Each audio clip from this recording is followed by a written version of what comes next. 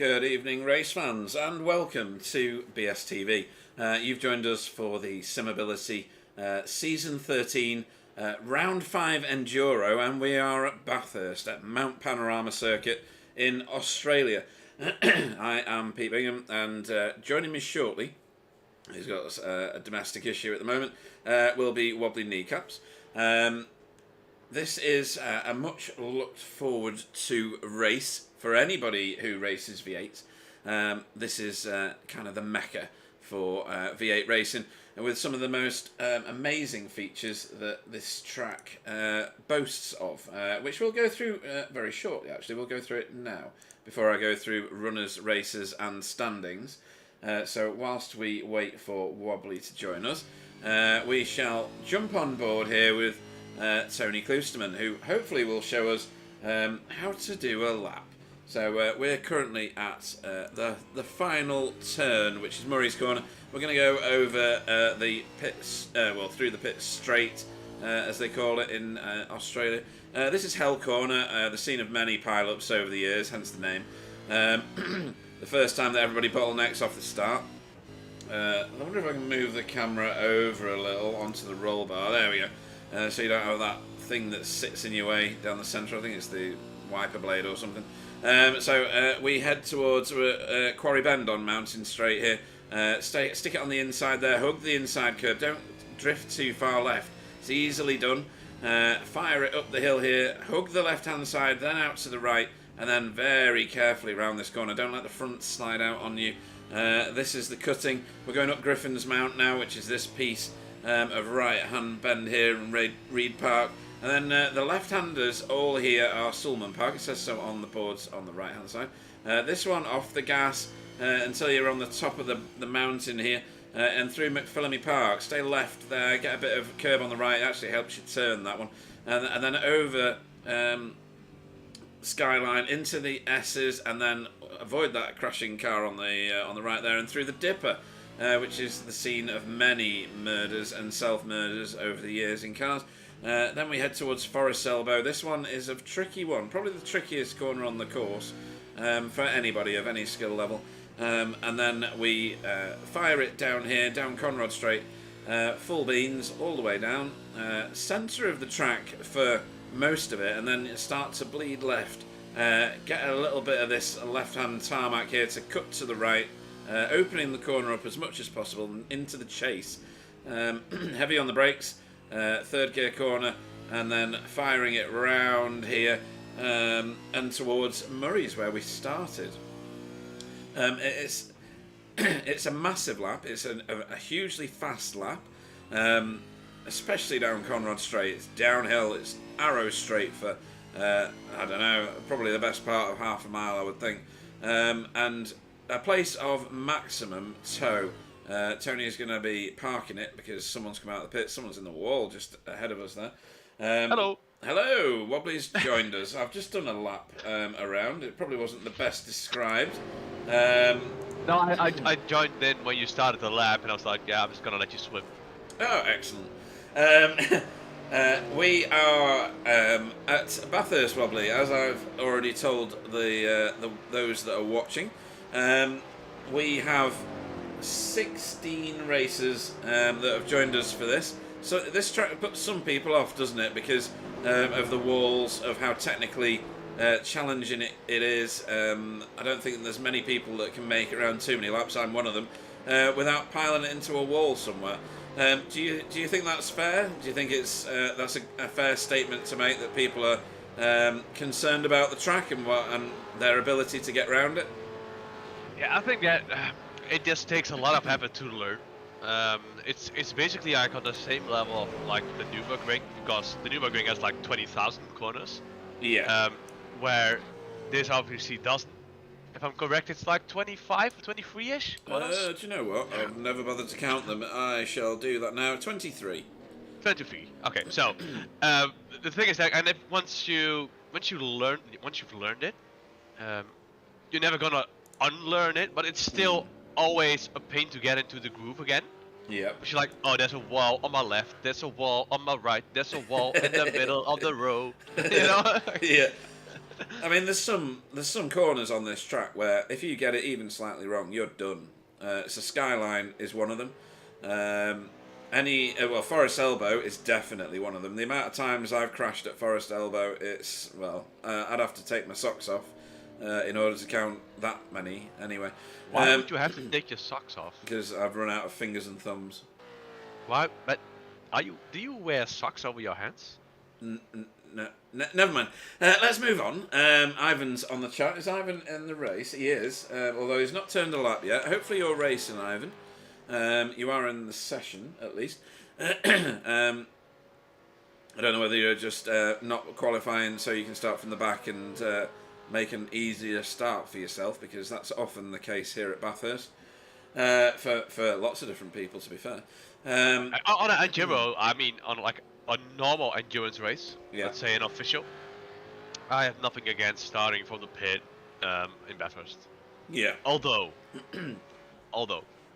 it on a league race like this, where we know like the capabilities of the drivers are quite high, they're all quite sensible the first laps. Yeah. I think that that would be a waste. He said he is racing, but he's not qualifying, and he thinks he's coming last anyway. I think that there could be some scalps here tonight as we watch Eric, who's got a good time on the board already, getting it a bit sideways coming out Quarry. We have Alan Toon on the chat as well. Good evening, Alan, and Chris Jackson's just joined us. So good evening or good afternoon or whatever time it is in Canada at the moment. Yes time. Yes time. Okay. Kenzie is. Just went out on the pit entry. Yeah, Kenzie is Chris's favourite for winning this one. Here is Kenzie. And I'll just run us through the current standings. So after 4 rounds, this being round 5 that we're at the moment, Simon Trendle is the winner. I'm not going to include any drop scores because we're not that far into the season yet to include that. So Simon Trendle's on 567 points. Adam Wright is in second on 460. Tony Kloosterman is third on 389. Jamie Wilson is in... Oh, no, sorry. Rob Woodhouse is in 4th. He's doing well so far. Bob Woodhouse. He did have a good result on Belle Isle as well. He did, yeah. Actually, yeah, that's a good point. But he's been coming through to form for a couple of seasons now. He's doing very well. Jamie Wilson is in 5th, the first showing of our Team Chimera cars. Where is he? He's just reset to the pits. Sorry, the second of our Team Chimera cars. Nikolai Bogotyrev is in 6th. 7th is Ant Woodward. I think he probably should have ended up with more points, Ant Woodward, than he's actually got. But he's ended up in some sticky situations. Can I interrupt you real quick? Yeah. Simon reset it, but Simon just pipped Vincent Skill back out of the professional pole time at the moment. Yeah. 200ths of a second. 200ths. I mean, that's crazy. Let me put some scores on the doors here. There we go.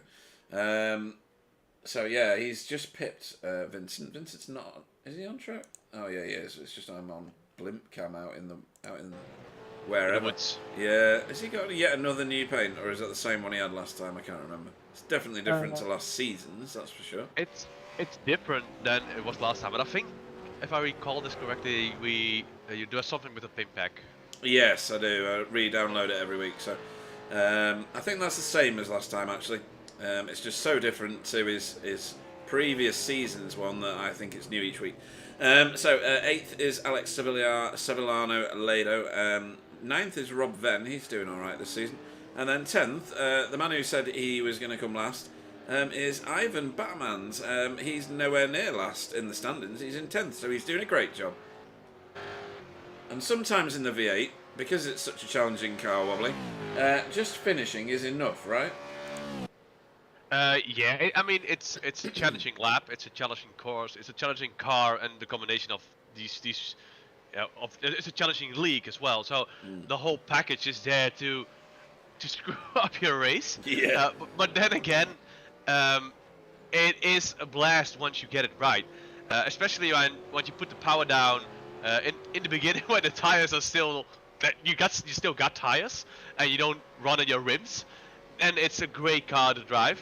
And after like 15-ish, 25 minutes, the tires start to fall from you, and then the struggle, then the battle begins to keep the car on track, get the good corner exits. Are you able to brake as late as you want to? Are you gonna lock your tires? All those things are gonna pop into your head, and especially when you're running close to someone, like, oh, I don't want to hit his rear, and it's just, oh man, it's immense, it's intense, and it's the, I don't, it's personally, it's not the most fun car I've ever driven, but it is the most challenging car and the car which challenges you the most. Yeah, I did find it fun when I was driving it, even though most of the time I never made it to the ends of the races.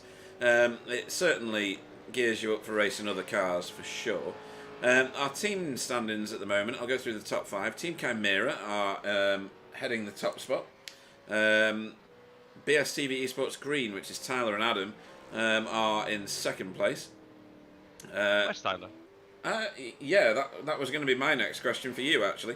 This is his favourite track, so obviously something real world has kept him away from the simulated Bathurst this time. NQR Europe are in third, with Hydro Race Racing Forces in fourth, and fifth is Never Quit Racing. Then we've got the Driver of the Meeting award. Eric Blixt and Stephen Phillips currently are topping that. Now I know Stephen Phillips has got issues with one of his pups this evening, so he's not going to be racing, I don't think. I think one of his dash hounds has ended up needing an Elizabethan collar or something, and can't, lick itself and do.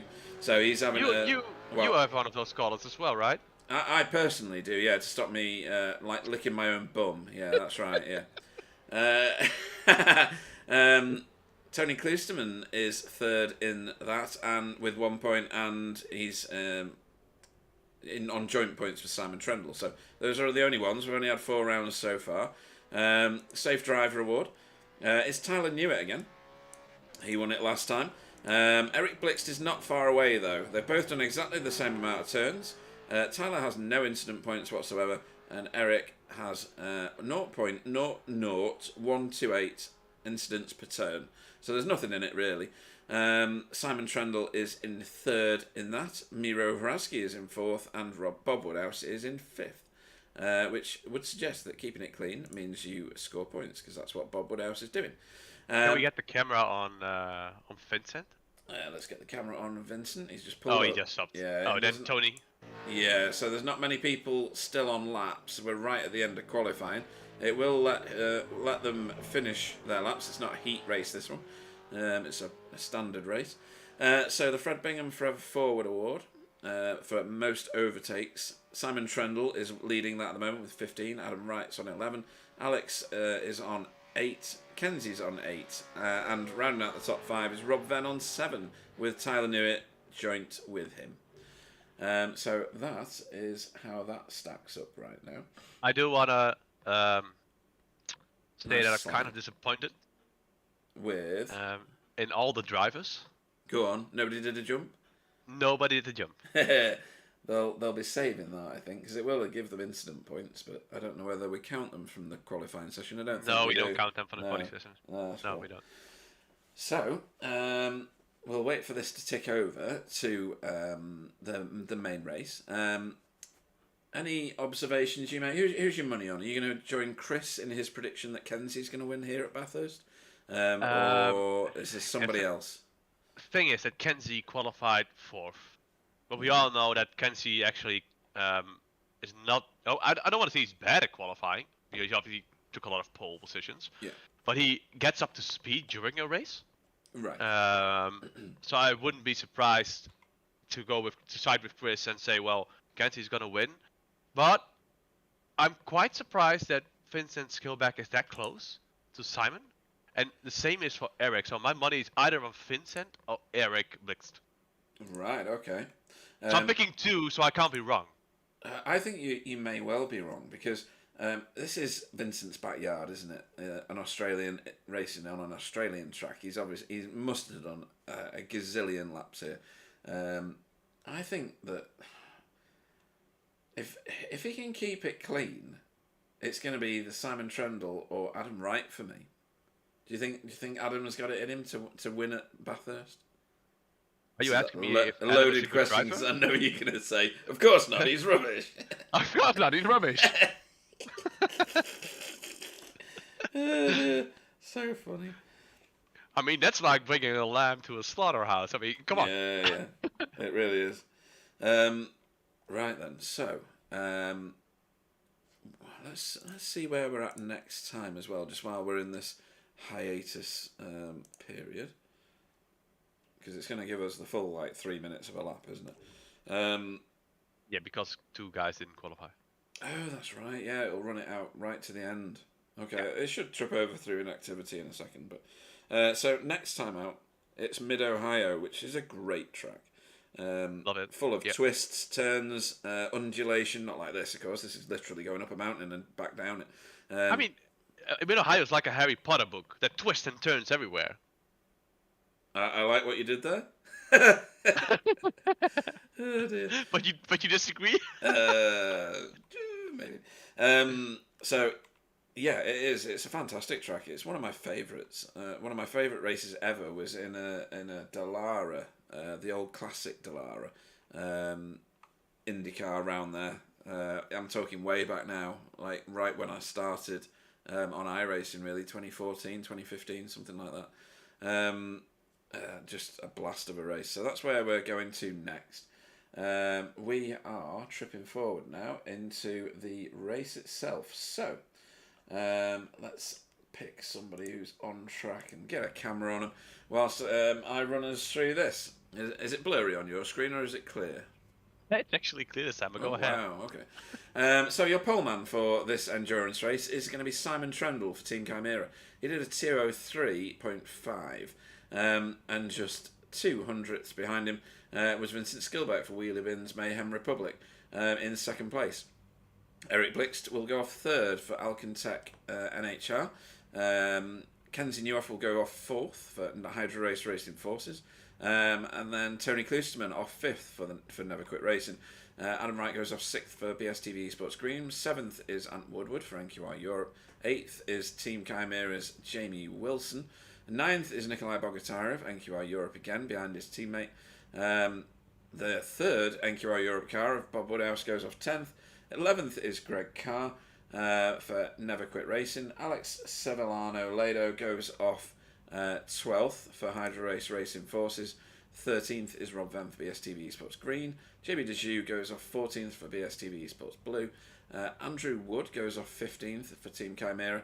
And Ivan Batmans goes off 16th and last by choice for Track Velocity Racing. So it's going to be quite a good race, this one. The lineup's very good, and where they're positioned on the track is on the grid rather is excellent as well. Yeah, I'm looking forward to this one. It's going to be a 2-hour enduro race, and we're going to see all different kinds of tactics. I saw some discussion between the guys, between the drivers. Is it going to be a 1-stop? Is it going to be a 2-stop? Oh, the lights are going red, mate. Yeah, 5, and that was quick actually. I'm surprised more people didn't get caught out by that. The start marshal didn't let them sit for very long at all. As we watch them all go piling through. Too wide there with Adam Wright. And I think it's Tony. Yeah, I think it is. And they all come pounding up Mountain Straight here. And it's great to see like the difference in height as well. Like they just pop down on the hill, and you see Vincent is trying to get a small peak on Simon, but he's having none of it. He's just turning in and ignoring the fact that he's there. And again, I see the NQR guys running in complete flying formation again, just like we saw on Bayal. Right behind Adam, right. Let's see how they get through this corner with a little dip on the right, because it's always sketchy the first time when you go through it, and it's even more in the V8s. Yeah, and Adam got a position off Tony up Mountain Straight there. I think it was actually on the outside of Hell Corner that he managed it. And going through this left-hander, I always forget how it's called, but it's a blind corner. You try to get as close. Oh, and that's just gonna be a move for the dipper, maybe. They're gonna say no. He's gonna let him go. Yeah. I was just at Nikolai behind Anthony, I think. It is, yes. Yeah. That was quite close. I love that. Yeah, it was class. So Going downhill, like it's like a different spot where you go on the throttle here. I can see the billboard of the Falcon sign. Once you see it, you can go flat out in every car. But the fact is that not everybody has the same FUV, so you see quite a big difference in speed when they come out of it. I mean, look at the speed at which they come through the chase. It's just unreal, isn't it? Yeah, now it's easy flat, but once the car and the tires start falling off a little bit, I haven't driven the track on all tires, so excuse me if I'm wrong, but I always feel like it's the closer you get to the end of the tires, or the life of the tires, that corner gets more sketchy, especially in the V8s. Oh, definitely. Are you talking Forest Elbow, or are you talking the chase? Yes. Yeah, the chase, the front end just washes on you, and you become just a passenger. So Simon Trendle got himself a little bit of a lead here. Let's see if I can get the track map up, and you can see how bunched they are. Quite a lot. Yeah, they are bunched, but you already see little groups starting to appear. Like the NQR guys, again, they are together. You see Adam right behind Kenzie, and we all know that Kenzie and Adam are secretly teammates. Just like Spencer and Sam and Wokar are secretly secretly a Geo driver, you know? Yeah. I think they're all Geo drivers. They just don't realise it yet. Jamie Wilson piling the pressure onto Nikolai Bogatyrev at the moment. So don't forget, folks, this is a 2-hour endurance race. So if you're thinking there's some gaps forming already, that's by design. They don't want to go all in right at the very start.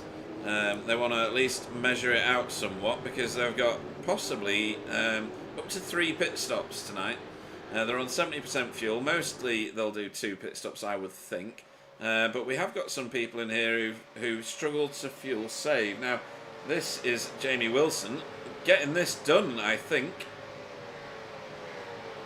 No, he's not. He's backed out of that.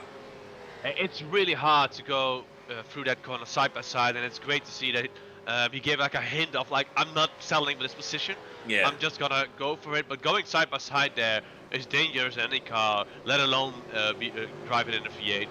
Yeah, and you got Alex Lado just behind, putting pressure onto Bob Woodhouse at the minute as well. Jimmy's going doing for it. He's doing it. His nose is in it, and is he able to outbrake him though? But tugging behind, cross back, that's maybe. lovely. Oh, good move. Yeah. Yeah, and look at Alex now as well. Alex has got a run here. And because he's got no track. He's got no track. I mean, he can go on the grass. Squeezy. He's gonna do this. He's gonna do this. And is doing a lovely job. I mean, he could have easily just squeezed him off even harder. Cut back, try to get to the right. No, he got it. And at the front there's Jamie going on the left side again.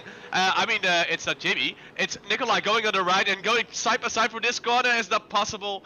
You see Alex putting his nose in. And the side by side going through the little dip. And they almost touched. Oh my god. And now Nikolai should get. Oh, he should be in the clear. That was going awesome. closer though. He's trying to get a look at it. Oh man. Right behind it, you see Rob Woodhouse creeping in on them as well. Yeah, I mean, I had everything clenched just then. Oh, you're fat. And Greg Carr's now in this as well, and it's brought Rob Venn into the picture. You saw that beer. I think it's called guys. Yeah. Oh, I see smoke somewhere. Where? There was smoke down going off Forest Elbow, but I think just the lockup. Oh, right, okay. Ooh, this is interesting. Simon, I think it was Simon's smoke, because he's suddenly been caught by Vincent. Let me check real quick. Yeah, I think it was at Forest Elbow.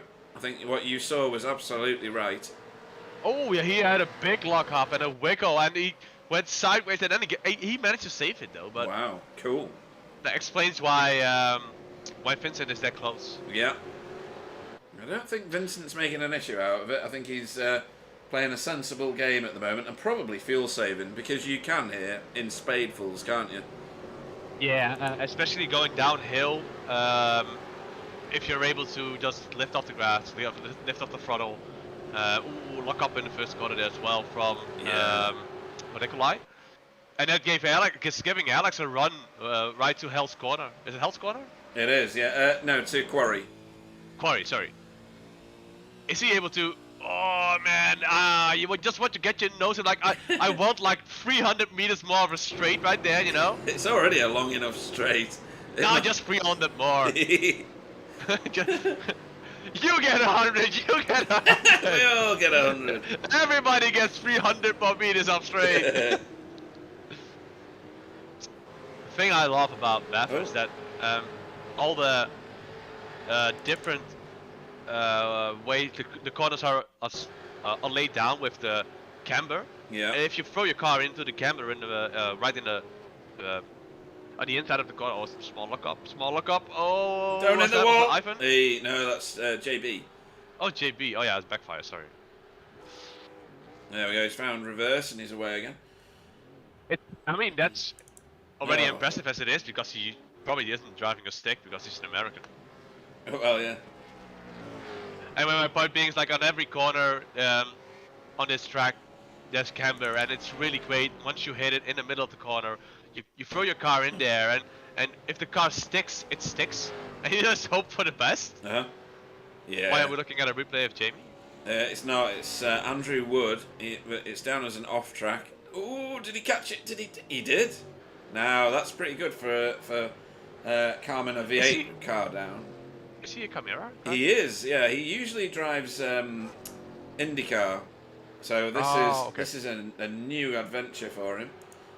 He's done very well though. He's quite a competitive driver. No, nothing like you. Nothing like me, no. It's great to see that the top 6 actually, is still within 3 seconds. Yeah. You see a little bit of a gap between Kenzie and Eric Blixt. About a second. But I don't want to say I have insider information, but I know for a fact that Kenzie is really good on his tires compared to other drivers. Although he did scratch the wall there, did you see that? And a little wobble from Tony right behind him. Yeah, I was going to mention that. That's very un-Tony-like. Usually quite calm on the gas. Evening to the Mew. He got here eventually. Howdy all, he says. And howdy to you as well. Welcome to Bathurst and welcome to this Simability endurance race. Don't forget, if you've not visited the Simability website, please do so. They do fantastic things to enable people to race who aren't as fortunate as some of the rest of us, and they've got challenges in their lives, which means they need adaptations to wheels and pedal sets and things like that. And they do a great job, so please ensure you go and visit. Sorry. What are you watching? No, I'm watching Tony almost dying in Forest Elbow. He did lose it a bit. Sorry, didn't mean to interrupt you. Normally I do, but this time I didn't. We missed an overtake a moment ago because it was somewhere else on the track and it was quite abrupt. So I think Alex Savillano, Lado, he got all sorts of sideways and then had to give it up. It was great, yeah. It's hard to stop this car from snapping on you, isn't it? Once it starts, you're a bit of a passenger. You've got to know what you're doing. The thing is, once it snaps and you're able to save it like this, like Alex did, your tires are cooked for like half a lap. Yeah. I know all about struggle with them. It's not like that. I mean, you're already hyped up because you've managed to save the car, and then you still have to deal with the issue. Like, you want to get back on the throttle, and you get back on the throttle in the next corner, you overshoot it again, and Simon is really wide there. You see was. Vincent is like, he's all over him, he's giving all kind of pressure. Is he able to turn it to the left? Oh, it's going wide. I think that Vincent is playing a smart game there, but he definitely was able to get the nose in if he wanted to. Yeah, and I don't think he wants to. I think he's quite happy to sit there and fuel save, make one of his stops short enough that he can overtake Simon in the pits rather than do it on the track at risk, if that makes sense. I don't usually agree with you, but it does make sense. Because he's got some good lines through some of these corners. Yeah, I saw Eric locking up a little bit like in that bro, and you don't want to do that often. I mean, I know because of the nature of the dipper, your right front is just going a little bit up, and the left front as well, and just a little disbalance in it. But if you lock up too many times in a row there, it eventually starts to bite you on the tires. Yeah, definitely. And it looks like Adam is losing the touch, after losing the connection with this top 4. And while, as I mentioned, you see Kenzie creeping up on their back.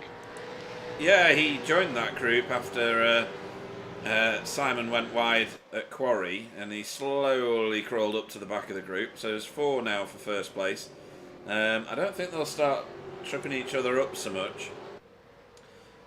We know how successful Simon can be. He's been the TCR champion. He's done very well in V8s. Let's see if he's gonna keep it as calm as he often does around Bathurst. And the Muse mentioning that you're sounding better. Do you feel better too, Pete? I do. I mean, I couldn't have felt much worse, to be honest. I was absolutely hanging out on my own backside. It's your turn this time, though, isn't it? Again? No, I don't. I don't have COVID. I mean, I actually was really sick. I rather have COVID than the flu again, man. It's pretty debilitating. Oh, this was horrendous. This is back on now, or rather, this is back on because Jamie took that position from Nikolai at the start, didn't he? And now Nikolai's caught him again. But yes, thank you, the Mew. Thanks for that. I don't think that Jamie really got away though. No. He had a good opening pace, but he seems to fall back a little bit compared to Nikolai's pace now. And just a word he mentioned, I mean, and was right in front of them as well, but he somehow cleared them, and it's even creeping up a little bit on Tony now. Yeah. I mean, the gap is still 2.3 seconds, but you can definitely tell he's taking a little bit of chunks out of it. Yeah, he's fairly on his own though. He's got 4 seconds in front of him, is it? And 2 behind him, or 3.7 now. He's catching Tony. I know. I'm looking at the times.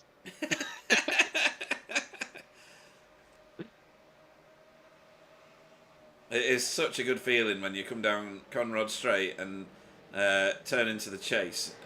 You feel glued to the floor because it feels safe, and then you've got that real sketchy turn at the end of the chase, which, like you were saying before, the fronts just don't want to stick eventually, and they just wash out to the right. Yeah, and I'm not sure about what the starting time of day, the time of day was when the race started. This was a morning race. Yeah, so the track is definitely gonna ramp up quite severely during the end of the race. Yeah, let's see where we're up to in terms of temperature. What does that say? Can't even read it. 29 degrees at the moment. Which is, to be honest, is quite cool. And I expect that number to go up to like 35, 36. Yeah, it is Australia, isn't it? So it's not going to be a cold race anyway.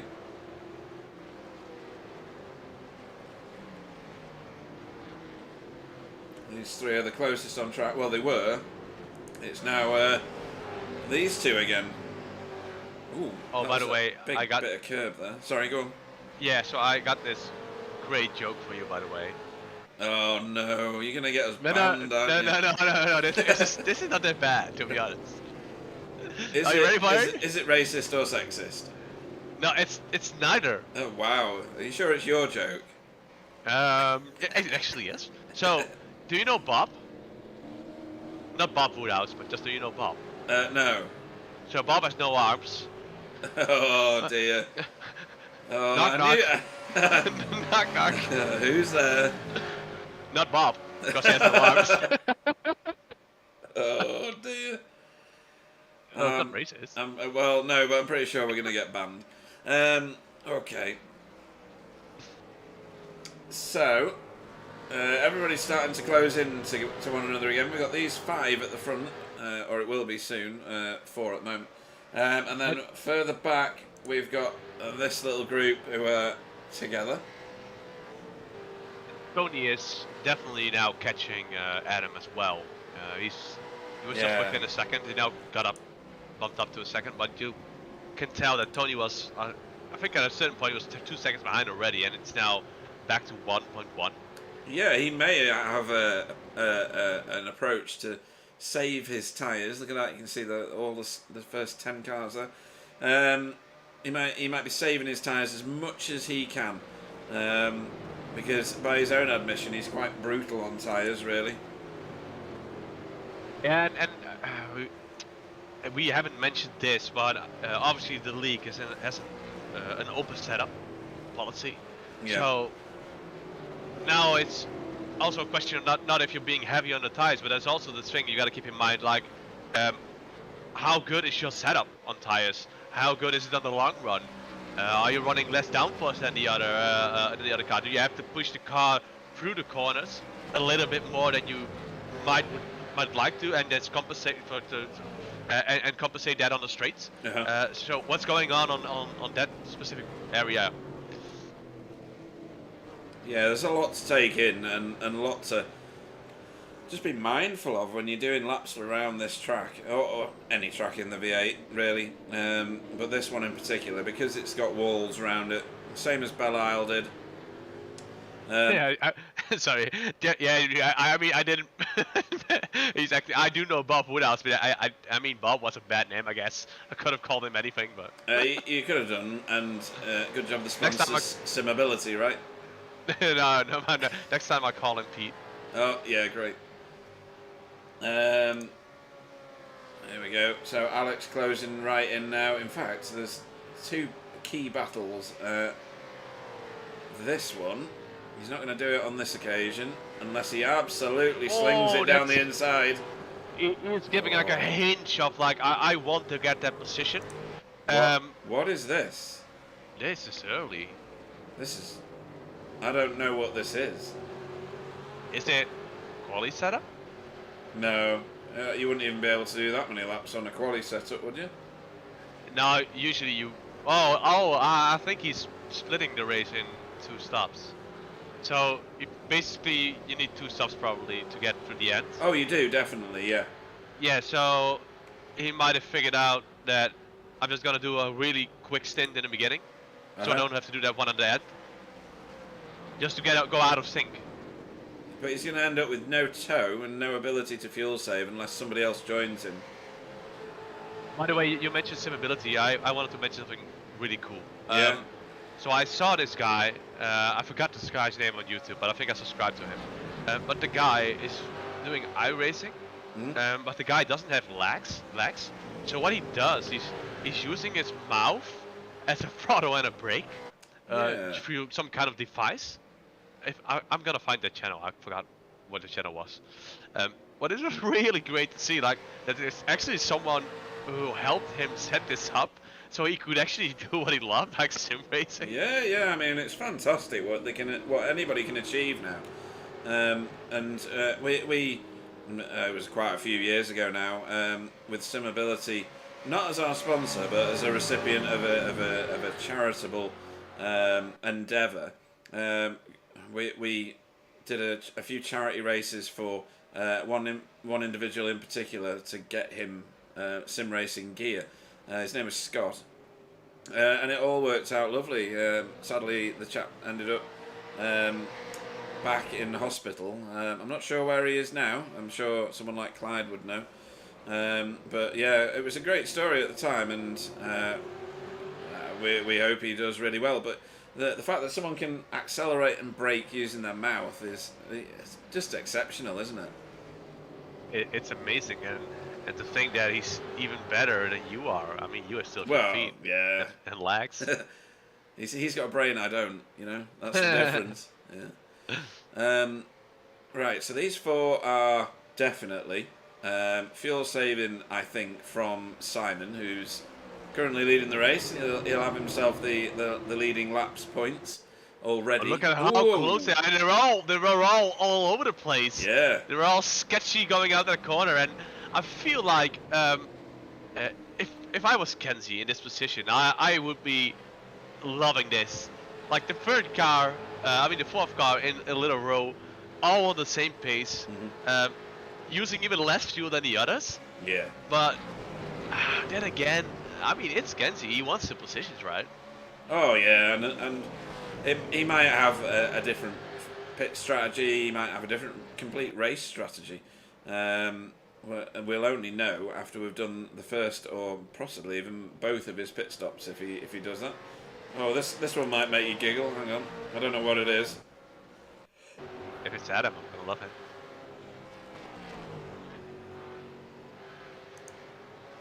I think it's 0, right?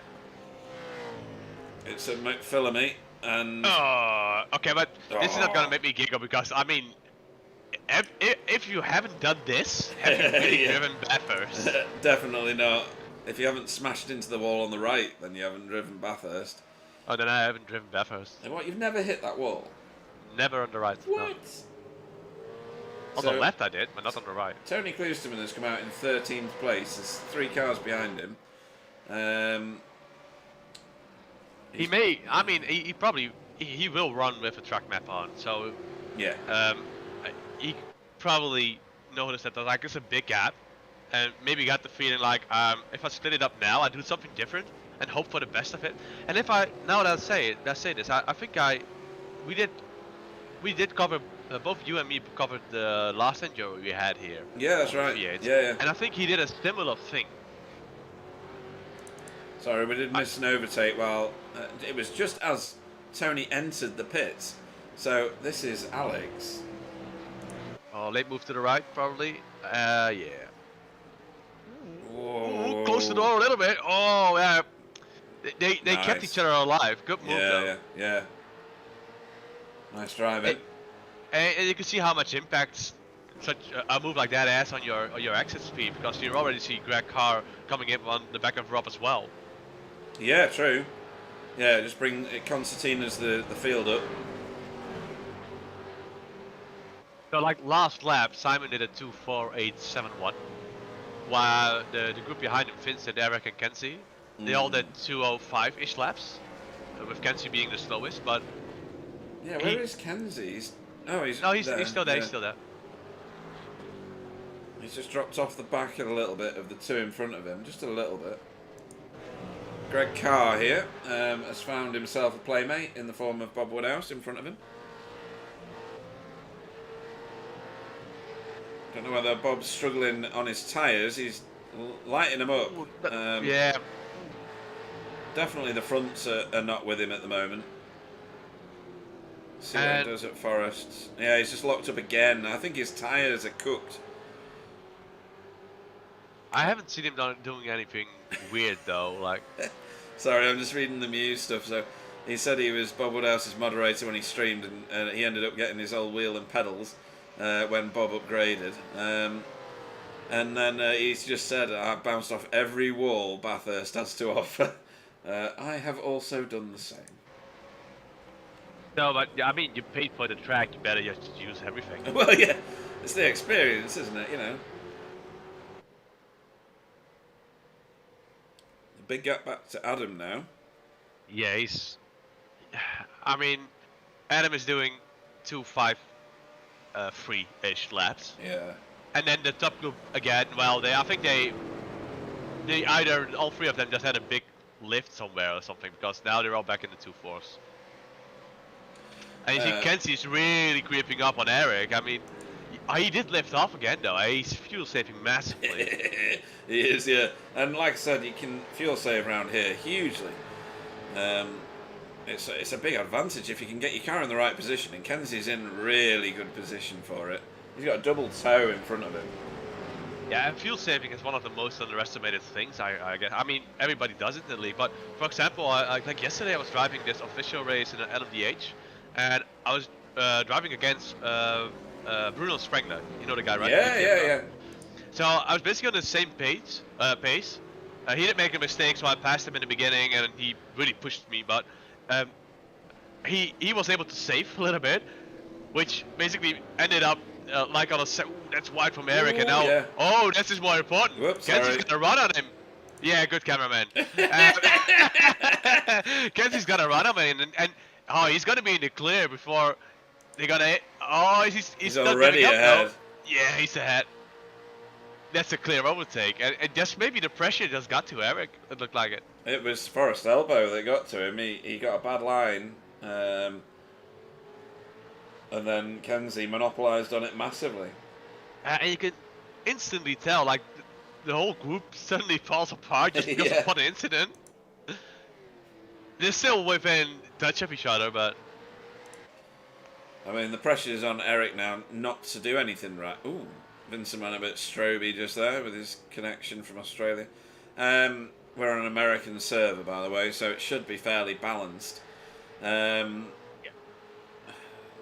Let's see whether Eric does anything, because if he overtakes, he's going to get further and further away from Vincent. He's not going to do anything, I think. No, you see lifting off the here already. Yeah. He's already lifting, yeah. So, to wrap up the story, ended up right behind Bruno because he was able to fuel save, and basically he overtook me with like a second and a half, exiting the pits because I had to pit early. Mm-hmm. But, I mean, that undercut, that overcut is so important, and the main difference in the V8s is, though, your tires are cooked. You get new tires when you stop. Yeah. So it's quite interesting to see how it all plays out. If you're able to do like 2-3 laps extra, maybe one, doesn't matter. But how will it end up exiting the pit? So this is, I was just going back to it, it's literally just happened, but I was seeing if Andrew's pit stop was scheduled, and it is, clearly. Let's see if he got it stopped by the line. He very much did, so that's good.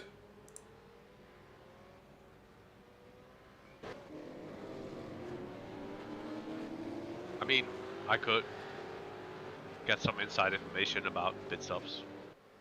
I have some, actually. Let me go and find it. Where is it?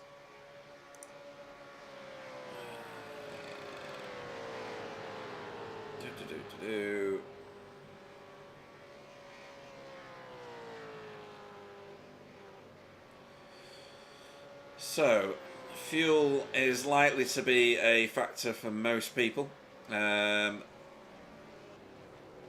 Most people are going to 3-stop it if they're sensible, but there might be the odd ones that might be able to 2-stop it, because we're at 70% fuel. So these guys aren't on full tanks, which makes a nice challenging approach for fuel saving for them. And then, well, on my inside information, a variation of stops between 14 to 19 laps, but Tony was pitted on lap 9 and Andrew pitted on lap 13, so they're obviously on 3-stop strategies, I would think. Yeah, and although Tony's stop would have probably been either out of the pit window just before it, or just barely in it, and I think he's gonna. My gut says, and it's based on nothing, but my gut says he's gonna struggle to finish the race with the fuel he has. Yeah, at least with the pit strategy which he's on. Yeah, it was a surprise to me that he pitted so early. I mean, there'd be no damage in that unless it was something like contact with a wall that wouldn't have generated any incidents on the screen for me. Is there a fast repair? Yeah, one fast repair, yeah. That might explain it. What, if he's clipped a wall, you mean? If he's clipped a wall and noticed that he was losing time on the straight, so figured out the first... Oh. This is a replay of something that just happened. So that's Bob Woodhouse getting well out of shape, and then Greg Carr getting through. It didn't look that bad, to be honest, because he scraped the wall and the side looks fine as well. Yeah. Let's have a bit of a closer look at that car if we can. So it will be this side of the car that shows the damage. No, there's nothing really. No, it actually looks like zero contact. It does look like a 0, yeah. So it looks like Bob's got away with that one. Looks like it's handling perfectly fine. And Simon is slowly but steadily increasing the gap. I mean, last lap it was 1.3 seconds on the straight. Yeah. And it's now 1.4, 1.5, although he is obviously never in the toe still. I think the toe is 1.7 or something. But slowly he's creeping away, and he's opening that gap and creating opportunities for himself for a first hint of a victory. Yeah, Bob Woodhouse into pit road. I think he's done that as a precautionary measure. I mean, on the outside it looks fine, but we obviously can't. We're not driving the car, so it could have been worse than we thought. Yeah, I don't know how robust these cars are these days. I don't know. There was a period of time that it was like driving a tinfoil car. You got too near to a wall and it'd crumple on you. And then we've had it so that you can drive at walls. Simon went really wide. This is going to be very tasty. He's almost pushing him along now. And he did such a good job, and now he did the same thing he did earlier. He just was way too wide on Farmer's elbow. Yeah. Oh, he's clear. Ericsson in clear. Good pass on it. Very nice. And you can see Kenzie breaking towards his rear, and he's now like, I want a taste of this. Yeah. I want to get involved. I want to get past you. I want to dictate the pace and dictate the own. Are they going in? Oh, Kenzie's going for another lap. And that's probably the advantage of being in the fourth car in a row. Yeah, so they're all in, as in all three of them. They're all in, and Kenzie was able to squeeze one more lap out of it. And now I'm curious about, is somebody doing a shorter stop? Are they splitting this specific stint in two bits? Maybe. I mean, this is lap 17 he's just started, and my insider information said 14 to 19 laps per stint. So I think that he might have more in there. And Woodward and Nikolai have also joined the rest of them in the pits. This is a regular window then. Yeah, this is definitely regular.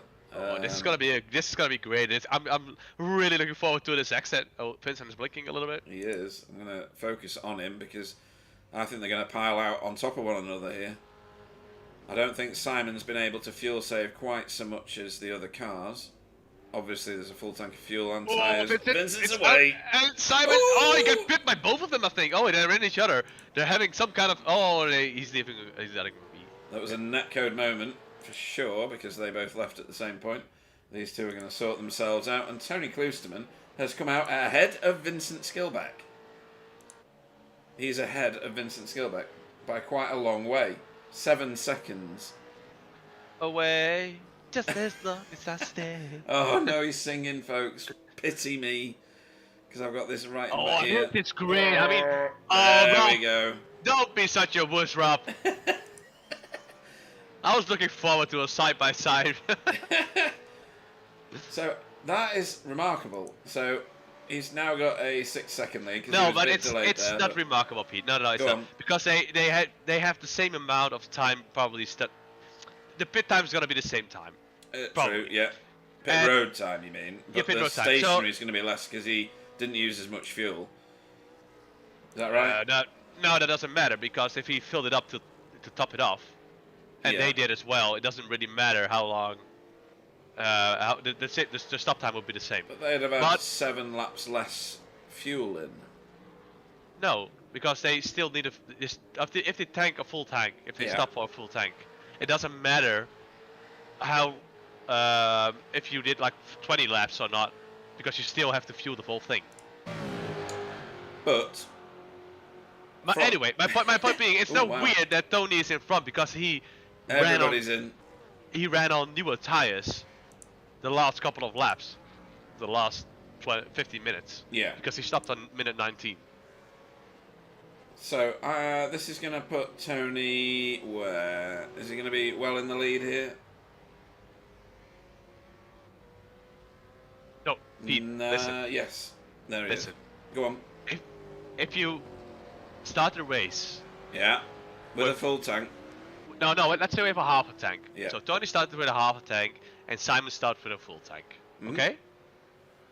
Once it's empty, and they both completely fill up in the pit, it's going to take the same amount of time. Yeah, I agree. I think that Tony started with a full tank, only used 9 laps of fuel, pitted, only had 9 laps of fuel to fill. Yeah, I think he didn't. I think he got them because of the new tires, because he stopped on lap 19, and his tires are still newer. And now we're going to see Tony falling back a little bit, because he's doing lap 206, but the guys in front were doing 204 at a certain point. Yeah, and are probably going to continue to do that now. Okay, let's see how it works out. Rob Venn is the last car leaving the pits, and then that's everybody. I think you're wrong, but we'll see later. I'll be proven right at some point. No, you won't. We had this happen not that long ago. Is this an in the pits situation? No, it's an out of the pits situation. Yeah. This is just having more speed, getting out of the first corner.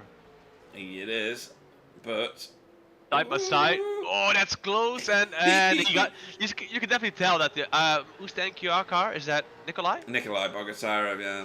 Yeah, so Nikolai definitely threw his right front in that camber, and you can see that. You can tell that you got so much more grip advantage because of it. So Vincent under loads of pressure now from Kenzie. And we've got Simon and Eric. We're going to make this 4-way battle 4 again. Jamie's really close to Nikolai again. He is, yeah.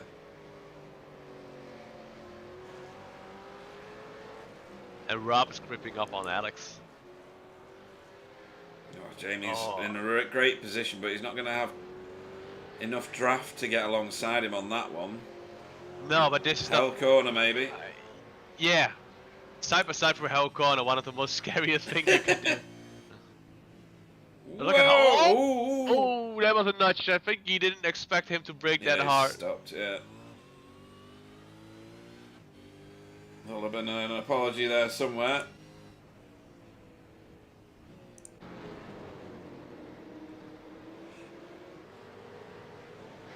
I mean, if it wasn't the apology is that he didn't pass him. That's the apology. Yeah, exactly. You don't always have to say. No, true. Something. I mean, just. Yeah, action says it all, doesn't it? Yep. So compared to Tony did a 2.59 last lap, where Vincent did a 2.52, and Simon did a 2.43. Yeah, that's pretty rapid compared to everybody around him. And the Muse said, Kenzie leapfrog Simon in the pits. He did, but Simon was leading for so long, there's very little chance for him to fuel save in the same way, so he's absolutely done him. And of course Vincent was already ahead at that point.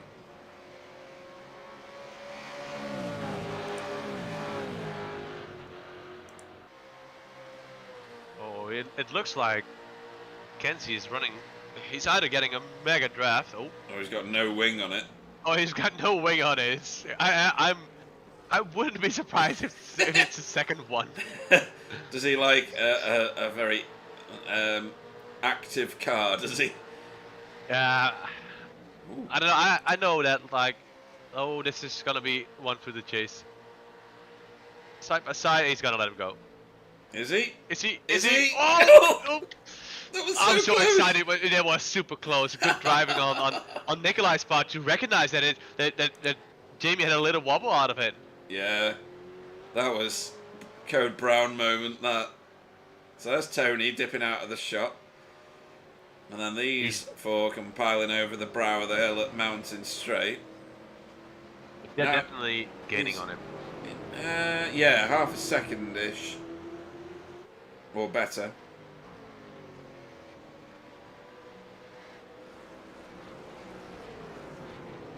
How wide is Tony gonna make that car though? I mean, they're eventually gonna catch up, and he's running off sync compared to these guys, Yeah. and they're gonna have like a short stint at the end. So how forceful is he gonna be? Like, I don't know. He'll have to run this tank dry, won't he? Regardless. Yeah, he will. Yeah, As will they all, obviously. But yeah, at the end, they're going to get the benefit of either not stopping for a third time. He has to stop 3 times, doesn't he? So he's going to bank on the fact that he's going to have brilliant tyres for more of the race than them. And shorter stops for at least 1, maybe 2. I don't know. Don't know how his final stop will come out now. it's gonna be a slash and dash. Yeah.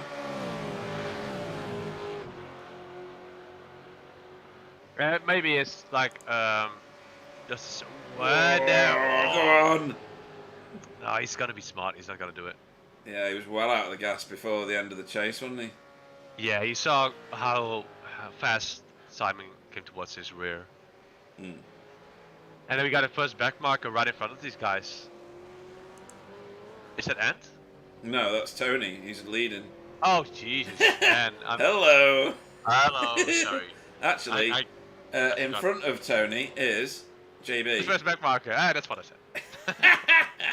So is not what you meant. No, that's totally what I meant.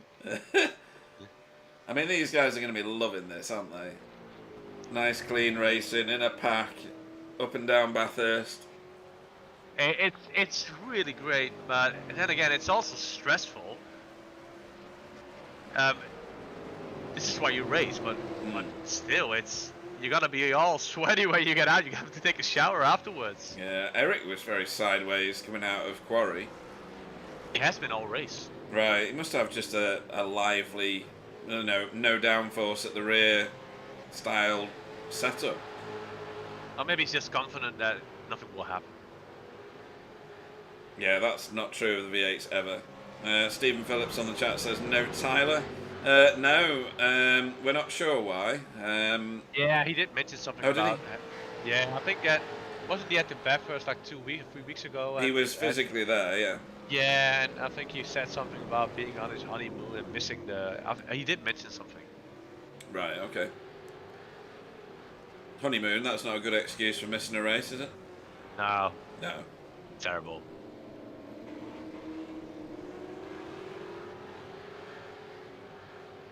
There are a list of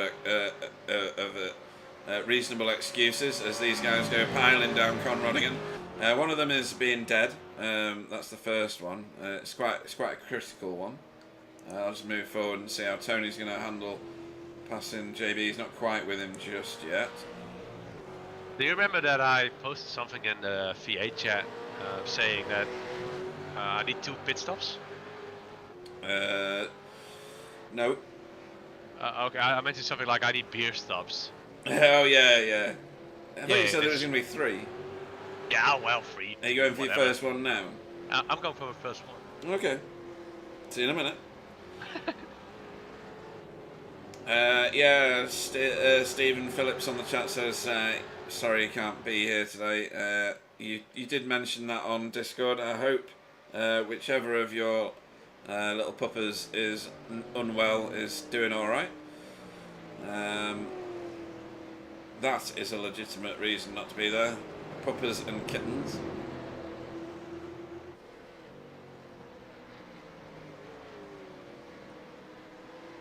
Let's see if Tony's found JB yet. How far ahead is JB? He's not that much further down the road. So there may be a little delay for Tony, depending on where he catches him. He'll want to catch him at Conrod or somewhere like that. As these 4 stay together again, they're still going. Further back, Nikolai is still with Jamie. This is going to go on all race. You can feel it, can't you? In the middle, we've got Eric, who's now the back end of this car of 4. And then a big jump back to Adam, 7.5 seconds, and then equally he's got 7.5 seconds till you find Ant Woodward behind him. And then the Jamie Wilson, Nikolai Bogatyrev battle. Then we got Alex with Bob Woodhouse slowly closing him down. And then we got a reasonable jump back to Greg Carr now. So the pits has split them up. Ooh. Oh, wow. Okay, so didn't see that coming necessarily, but that is Kenzie taking the position, second place from Vincent. Really good move on the outside, though. Yeah, I joined it late. Did you see the full thing? No, I hopped in this way. Oh, and Simon almost hitting the rear of Vincent as well. Yeah, oh, that was close. And now you can tell that behind him, Eric is like, oh, I want a piece of this as well. Yeah. And trying to get a good exit out of it, and trying to get the car lined up, straighten up, get as much speed as possible through the first corner. And you might be able to do so. And right in front of that, you see Tony, he's just looking in his mirror like, oh, come on, guys, you start fighting. Yeah. I want you guys to have a really hard time, so I'm able to drive as far away as possible. Yeah, and he's gained a bit of time there, actually. And worth mentioning about JB, seeing the let's say the top 4, top 5 coming in on him, noticing that he has nothing to gain there, going out to the right side, leaving them pass, and just keep on continuing his race. I mean, these four look like they're attached by a string, don't they? This is gonna be. This is an epic battle. It doesn't look like much, but definitely the guys are sweating, fighting, wrestling their cars. Oh man, this is, and you see smoke popping up because they're so close to the wall, hitting the edges all the time with the rear, and it's amazing. Oh, look at that one! I love it. There's class, isn't it? Tony's lost some time just there, and continuing to lose it through this section. It's tires. I mean, the fact. I mean, you want the tires going downhill because you're really leaning on the fronts. You can see him there. He's losing time constantly. Let's see what these guys do this time, and before we go back to that overtake again, because it's worth going back to, I think. It's lovely. I mean, if I was Tony in this position, and I definitely would fight them tooth and nail, if he has the ambition to win the race. Oh, look at how deep Eric can break compared to Kenzie, but Kenzie does got a good run out of the exit where Eric is really focused on the entry. It was Vincent. Vincent, sorry. Yeah, he's Eric. in different paint. He catches me out all the time. Eric's at the back of the group. But yes, they are closing Tony down quite rapidly now. They've taken the second out of him in one lap, I think. 1.5 seconds. 1.5, oh my god. So, yeah, that lead is getting eroded quickly now. Stephen Phillips says another tough day for his dog, which is better than yesterday, which is always good to hear. Is that Zoe by any chance? I'm sure he'll answer that in a moment. We've got the Jamie Bogatyrev battle raging hard back here again. They've come together. So, if you're like Jamie or Nikolai, I mean, I would settle in. I mean, it's still like an hour. Yeah. Obviously, on raw pace, they're basically on the same pace. So, I would just settle down and fight for the last 30 seconds.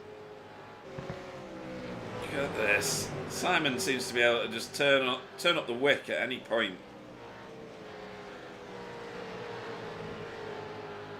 So, do you think the advantage is with these four or with Tony at the moment?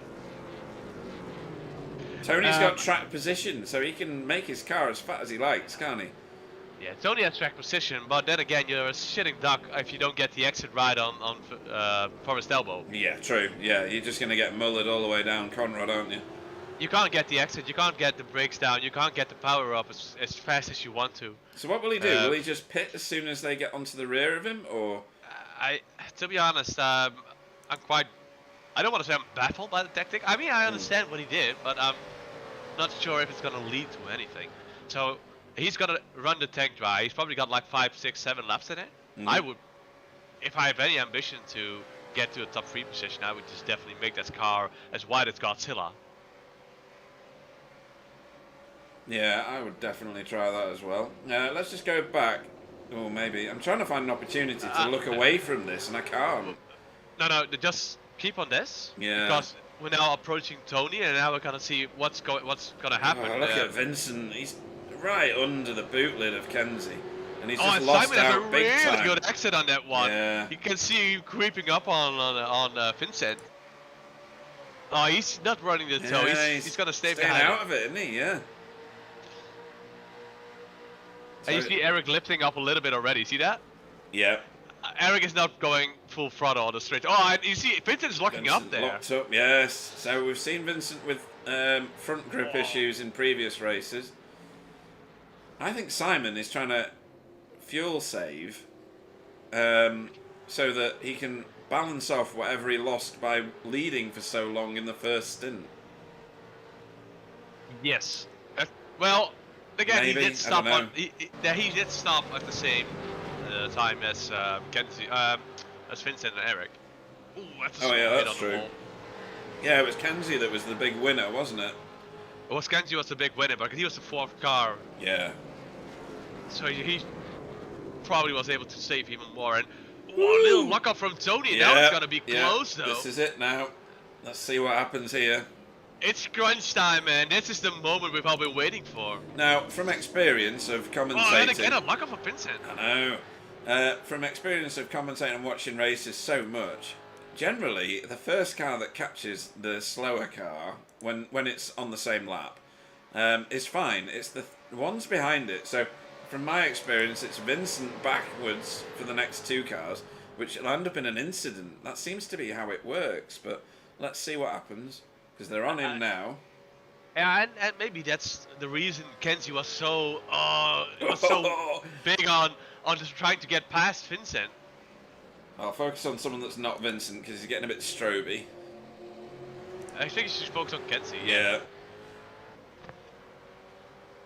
And now this is going to be the big one. Is Tony able to get enough cornering speed? No, he's wide. he's and wide. He's wide. And this is gonna cost him bad. And he's got maybe even 3 positions. This is a Definitely smart play. 2. This is a Kenzie move. He's pulling Tony towards it. Like, I don't want Eric behind me. And now Tony's not gonna go for the gap though. No, he's off the gas miles back. Oh, and now Simon is stuck, and there's got a gap, and Eric is creeping up on Simon on the right. Is he gonna leave it there with no room? It's not so ballsy if you go too deep there. Yeah. Simon's got damage on the left-hand side of his car now. I'm not sure where he's picked that up. Don't know either. Oh, maybe there.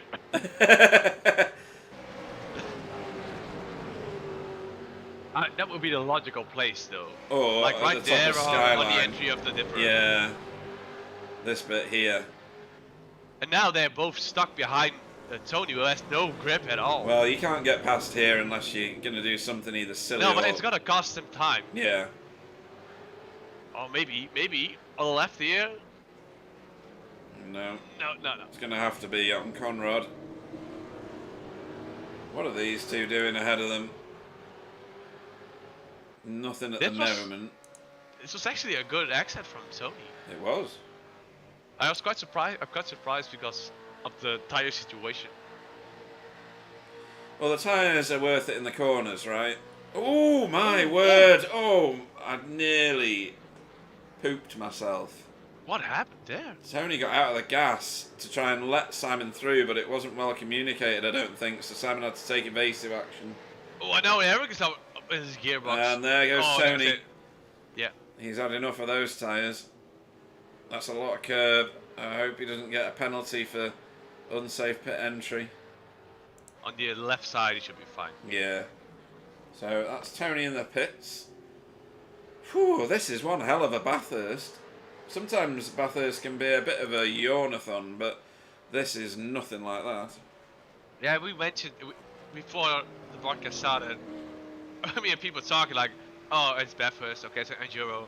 Oh man, sometimes it's boring." Yeah. I'm not looking forward to like see 16 cars all spread out on Bathurst, but there is obviously the cars are spread out, but the top 5, they're all they're all clinging together. I think any one of these guys is in for winning it at the moment. I can't see any of them with a particular advantage. Can you? I feel that on raw pace, Kenzie is the one to beat. Yeah. Oh, yeah. Actually, you're right. He's now in front. He's done fuel saving for the first portion of the race. We've seen the evidence of that. But he was able to fuel save a lot in the first stint. Yep. Where he got forced into passing, probably because of the Tony situation. Got forced into passing Vincent earlier than he might have wanted. And now Simon. No way. No way.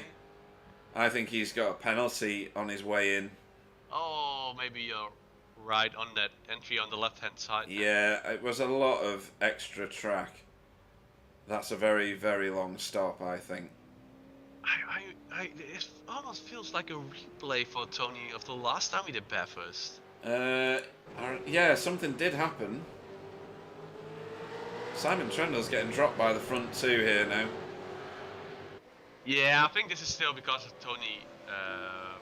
Oh, because he created a gap, yeah. Yeah, so I've like the laptop's right in my screen, so I'll take him up. Yeah, that does look like a Tony Klosterman pit lane penalty. No, so Simon did. Yeah, they're doing the same lap times. Right. It's 0.9 seconds of a gap between them. The Mew. Well, that was exciting. Understatement of the century.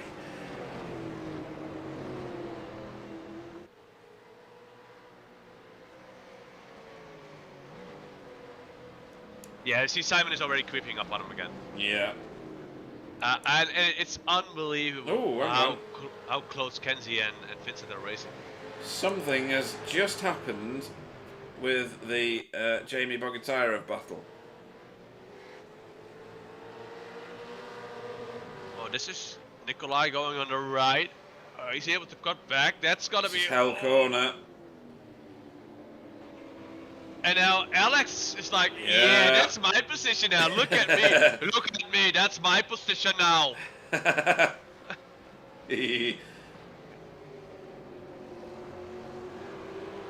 Right, so that was Nikolai losing 2 positions in 2 corners, really. So let's see how he gets on. He was behind Jamie. Was he? Yeah. Yes. Sorry, yes, he was. Yeah.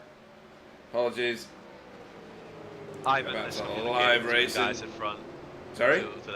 Ivan was communicating to the guys in front, so he was going to the side. Okay. So I'm curious about Eric. Yeah. Now he's in the same position Kenzie was. Yeah, I know. Is he able to do one on all 3 of them now? Well, if he can, that'd be great. We know he's fast because he gridded 3rd, didn't he? So he's definitely got the ability to do fast laps around here, at least on, qualifying tyres. So brand new, super grippy. Let's see what he can achieve in the race.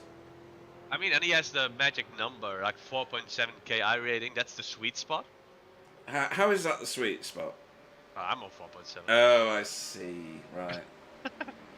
Is the sweet spot not Kenzie's I rating? Now the sweet spot is 5, but if you use a VR headset and get kicked out 7 races in a row because of a VR headset, and out of pure frustration buy a 49-inch screen, that's the sweet spot. Anybody think you were speaking from experience? No, I mean I definitely didn't lose like 400 I rating because of it. No, no, such a thing would never happen. In all fairness, I haven't driven that many officials. Well, now on this week I did. Right, so these 4 very much back together. It's so funny to see, like the wall on the left. I know, it gets hit every time. Yeah, but it doesn't get hit. Simon really got that one. Oh, that looked painful. That looked like a 4x, definitely. 2. Contact with the wall. 7. Oh, we've got something else going on. I'll be back with that in a second, because this point. Oh, it's a Forest elbow. Oh, it's like Bob Woodhouse. Oh, it's not so bad. This is that worse. is. Oh. Oh, It did gave him some damage, yeah. Yeah, that's worse than Bob's. Yeah. So that's Andrew Wood. Back racing again, so it doesn't look too bad. But the car did look a bit smashed up, and he's in the pits now anyway. Yeah, just take the fast repair if you still have it. Yeah.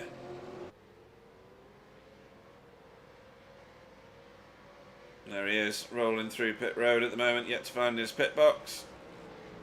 Goes a lap down to this lot. And I think we say this every time we drive on Bathurst. Doesn't really matter in what car you're driving. No. If you're able to survive Bathurst, then you did a fine hell-ass job. Yeah. I don't think I've ever made it round a race at Bathurst without crashing. I made it like 11.5 hours, and then Stephen Walker, yes, Stephen Walker threw it into the wall. Yeah. Me and Clyde set off on a Bathurst endurance race once, and he did the first 49 laps. Didn't hit anything. He wasn't very quick, and then at lap 50, I got in the car, smashed it into the wall. At this point here, Sulman Park, just on this corner rather. Did you see that car bump up? Yeah, I did. That did cost him time as well. And he smashed into the wall. I think I remember this time because he didn't speak to you like 3 weeks, right? That's correct, yes. Yeah. It takes a long time to do 49 laps of Bathurst, and then I went out on lap 50 and smashed it to pieces. Oh, someone hit the wall. Yeah, I heard that, but I couldn't see who it was. I think it was Vincent. Ah, right. So Alex now has caught Jamie. So Alex is up 4 positions from his start. He's doing brilliantly. It was that's what I wanted to say, like on the entry. Oh, Simon is looking. Oh, sorry, that's not Simon. Jamie. It's Jamie, sorry. I was looking at the car behind me like, that's not Jamie. Simon. But I think that's the reason that we see the cars, especially Vincent, hitting the wall every time starting the dipper, or starting going downhill. Yeah. It's just because of the net code. Yeah, I would think so, yeah. He's way clear of it. I rewinded a couple of times and it's like, oh, side by side for the chase. Is he going in? Oh, is he going to brake late? Is Around the outside. on the inside? It's going early in the front. No. Oh, no. Oh, sorry, shut it out. And he kept it over the wall. Is he going to wait? No. I don't think so. But, to be honest, that was my first reaction, but I don't think that he did something wrong, to be honest. No, we'll autopsy that shortly once it comes up on my event tracker, because it hasn't yet. Oh, it has now. Oh man, that was close. And Bob Woodhouse is in the pits. Jamie Wilson has just entered the pits. So super wide, both didn't want to go up in the position, and then you see Nikolai going right, and then I feel like wasn't much in it, to be honest. It looked like Nikolai kept his line, and it looked like Jamie came across a little bit. Yeah. Racing incident, annoying. Yeah. Yeah. It is what it is. It is what it is. It wasn't Nikolai, it was Alex, wasn't it? Yeah. Sorry, Alex. Yeah. One last time. I'll pick the right car this time to be on board with. So Alex going on the right side of Jamie. Jamie coming on the inside. He's keeping up the curb, moving a little bit. Yeah. A bit of both, to be honest. Both came into the same bit of tarmac. One was going right, one was going left. I don't think you could pick the bones out of it. Nah, it's frustrating. That's what it is. But it is what it is as well. I don't think I could apportion blame in that one. I really don't. We've seen it 4 times, and the Mew on the chat says, "Yeah, racing incident." Yeah, I feel like Alex had a little bit of a wobble going out of the corner, and Jamie had the same thing and turned in a little bit.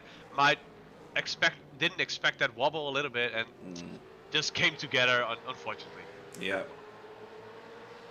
It's all Mazepin's fault. It's what? It's all Mazepin's fault. Yeah. So I just want to mention that you know that I'm a big Fernando Alonso fan, right? Yes. Yes. So this season is gonna be great for me.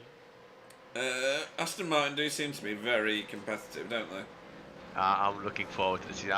I actually texted like a friend of mine like if Alonso's getting pole, I'm getting hammered. If he's gonna win the race, I'm getting hammered. And he said, what are you gonna do when he comes in first? I'm getting hammered. And it's been a kind of a dry spell for me. Like, I'm a McLaren guy, and that isn't working out the last couple of no, they were 15 super slow, years. weren't they? Yeah. I've been a Fernando guy, and it isn't working out as well. So this is now obviously the race for the lead. Tony Kloosterman is no longer in the window, I don't think. His stop was for 1 minute and 48 seconds. So that was a 40-second penalty that he got himself there, and I think it was on pit lane entry. I mean, the penalties on iRacing, like on pit entry. Brutal, aren't they? Yeah, fucking brutal, mate. Oh, sorry. Yeah. Freaking brutal. Yeah, there you go. Well recovered. Yeah, sorry. So I still think that they should change that, in all fairness, because the way they go about their things is like sometimes they're really forgiving about things, like on incidents and stuff like that. And once you go 2 kilometers, he's going to the pit. Yeah, we've got a split tactic here. Ooh, that was a lot of curb as well from Eric Blixt. I would be unsurprised if I saw him with a very long pit stop. So that's Vincent and Eric. I think Vincent's was okay. I think Eric's was sketchy. But the way they go about certain penalties is just weird. Well, a lot of the penalties that they dish out are very NASCAR, aren't they? They're very oval race penalties. So you have to bear that in mind. That's kind of where they started and haven't adjusted to all potential options. It doesn't weigh out, like, if you get like a half second advantage of it. And they say half second, 48 seconds of a penalty. There you go. Yeah. You smoked in the car, 3 minutes penalty, 3 minutes ticket penalty. I mean, come on. Oh right, so Eric did not pick up a penalty because he's coming out right behind Vincent like he went in, so that's fine. That's really marginal then. Yeah, must be.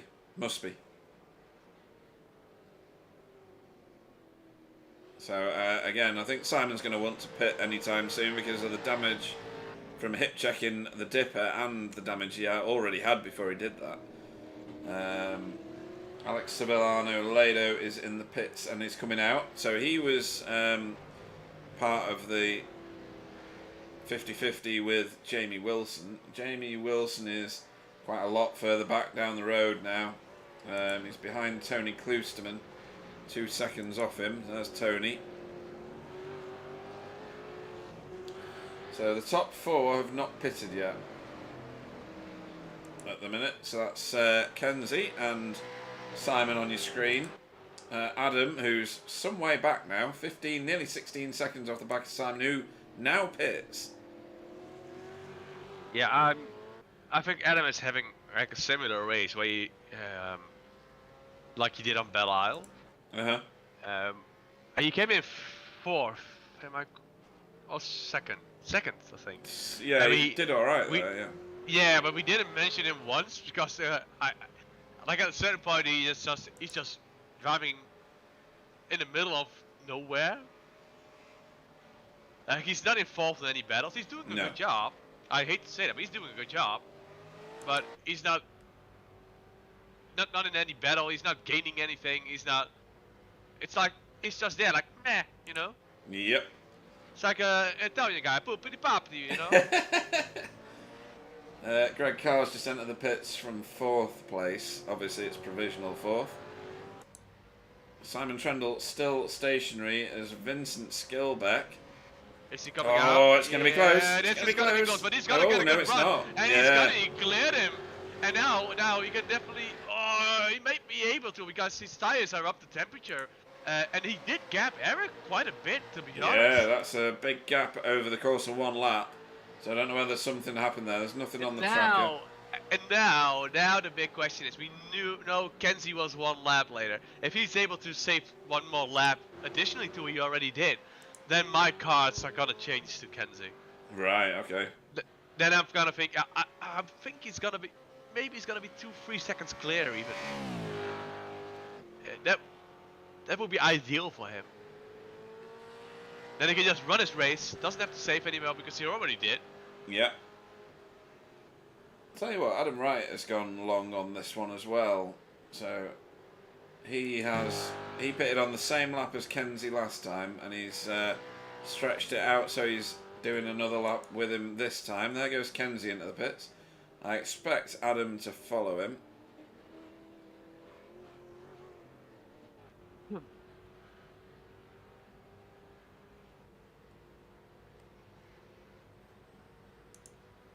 Yeah, I'm gonna. We have to keep a close eye on this one. We're not gonna switch cameras. This is like the penultimate. This is not the final stop, right? Is it? No, it no. Could be for someone. Could be for someone. for them. Could be for the top 4. So we got 48 minutes left. Is that? Yeah. That'll be stretching it out. I think there's a few 3-stoppers knocking about as Adam also comes in behind Kenzie.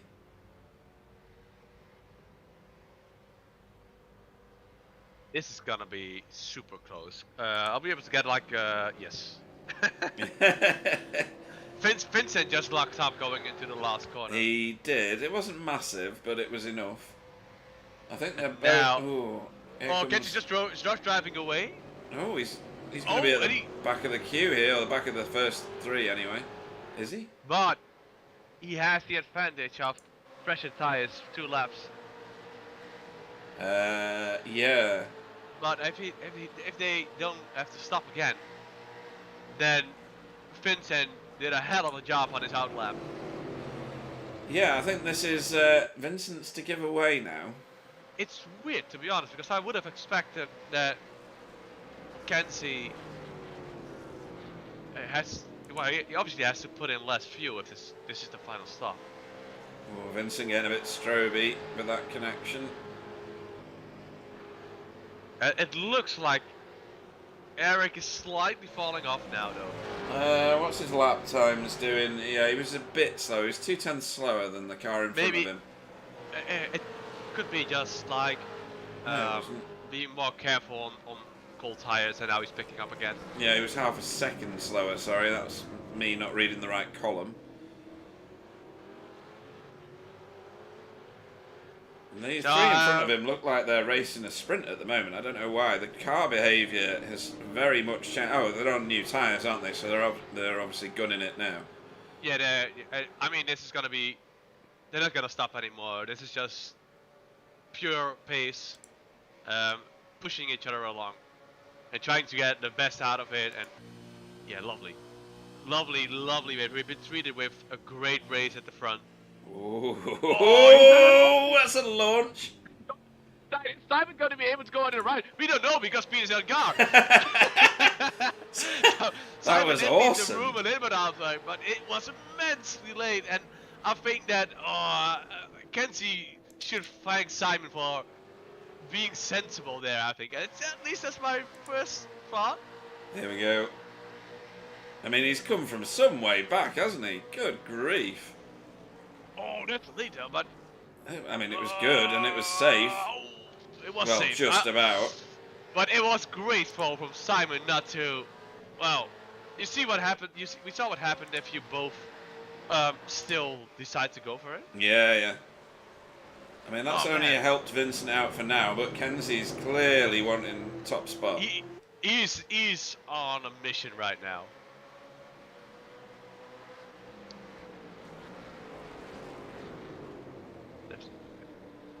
So Pete. Yeah. Did I can literally see you filling up your beer. I know. You're on the inset. That's funny. So, did you announce the big news yet? What's the big news? So, did you tell anyone about your girlfriend? No. Okay, guys, we're gonna congratulate Pete because he's living together! And this is why... this is why... Oh, hang on.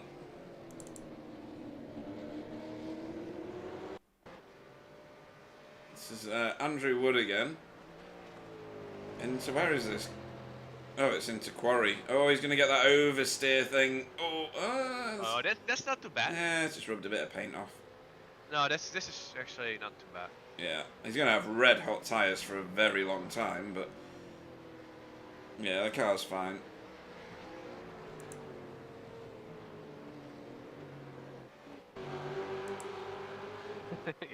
You saw that right, I was filling up my beer.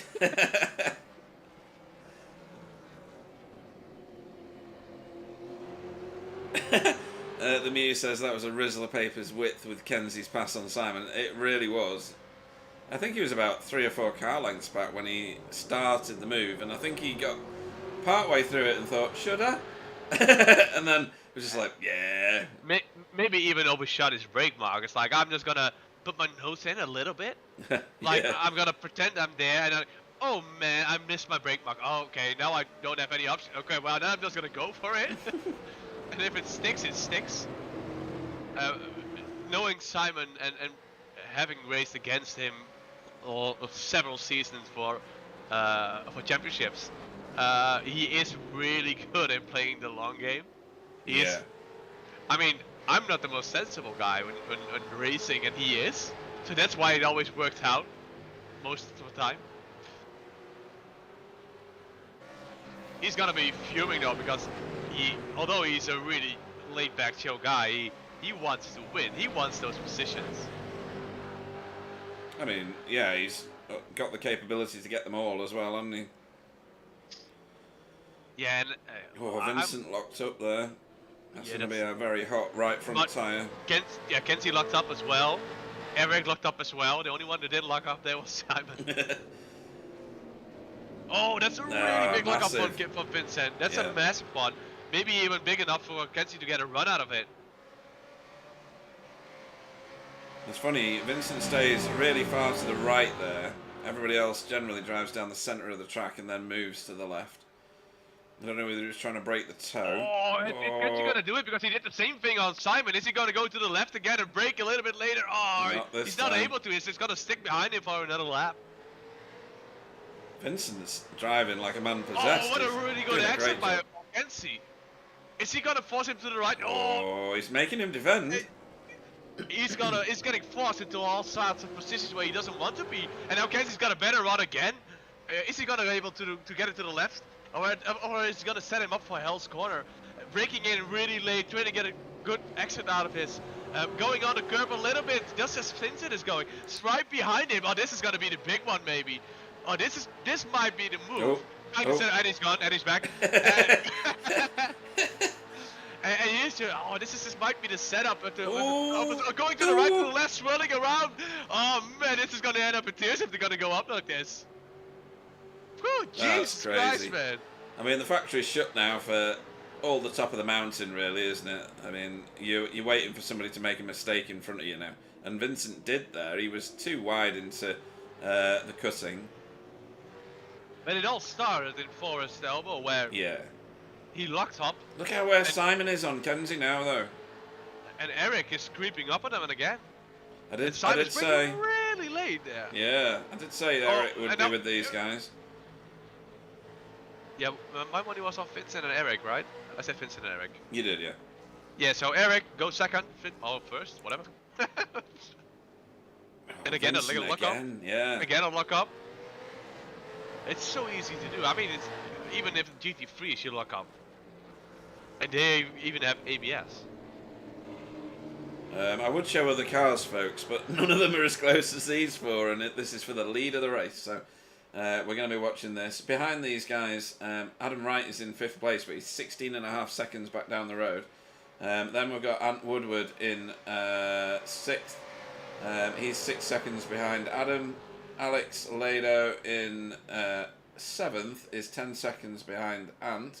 Then we've got 8th is Nikolai, and Bob Woodhouse is in 9th, with Tony Kloosterman back in 10th after getting that penalty. So nothing brewing for Kenzie on this lap, because he's now almost in the clutches of Simon. Again, any one of these guys could win it. Yeah, and it's hard to give anybody any advantage over the other guys, because it's basically all 4 of them have been absolutely flawless the whole race. Yeah, we've seen a couple of small lock-ups here and there, but nothing major. Mm-hmm. They've all been basically glued together as one blob. Oh, I can see hit the wall there. Yeah, I thought, and then Simon did. And now Simon is all over him. Yeah. Is he gonna stick it in back there? You can't pass. There's no way. This There's corner. no safe place to pass up the mountain. But he's having a little hinge of it though. It's like, maybe, I'm sensible enough to not do it. Yeah, but is Eric though? He's having a look at Simon each time as well. I think Eric is just waiting for them to make a mistake. Yeah. So, I want to mention Tony, who's doing pretty good lap times behind these guys. He's literally on the pace of the leader. So, what might have been if he didn't have that penalty in the pit lane. Yeah, I think it would have all resolved itself out probably to the last few laps. But yeah, you're right. We won't know now. Ivan Bauermans has been off track and in the pits for quite a while actually. But he's back on track now, which is good. These 4 have just calmed themselves down a little bit. Yeah, it was quite hectic for a couple of laps, but now it seems like we're like in Switzerland again a little bit, like the status quo, you know. Yeah. It wasn't kind of like a little bit of Germany, a little bit of Nazi Germany still going on there, like World War II, everybody jumping on each other, and I was like, okay, we're cool.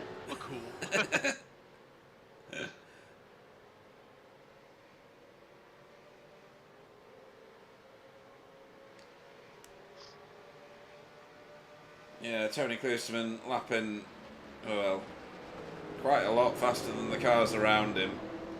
Yeah, he's gonna pick up a couple of positions. Yeah, the 2 cars in front of him are NQR cars, albeit Europe cars. Well, they should definitely not let him pass. I mean, come on, Europe. I mean, it's going to be a big change to the top of the leaderboard after this race, I would think. So let me go and find it again. So, at the top of the chart, Simon Trendle is currently leading the championship, but he's 3rd at the moment. But that's fine, because Adam is in 2nd place in the championship, but he's quite a way back down the road and 2 positions behind him. And then Tony Kloosterman's 3rd in the championship, but sadly is in 10th after that penalty. So I think the leaderboard is going to change somewhat. The people like Kenzie is in 12th in the championship at the moment. Yeah, but I think he missed. He missed a round, yeah. Because I would have loved to seen him race around the lava. I don't know why he wasn't there, but probably just scared of all the walls. Well. But no, he was one of the guys from the top runners usually who was absent, and yeah, it's probably his drop round. I would think so, yeah.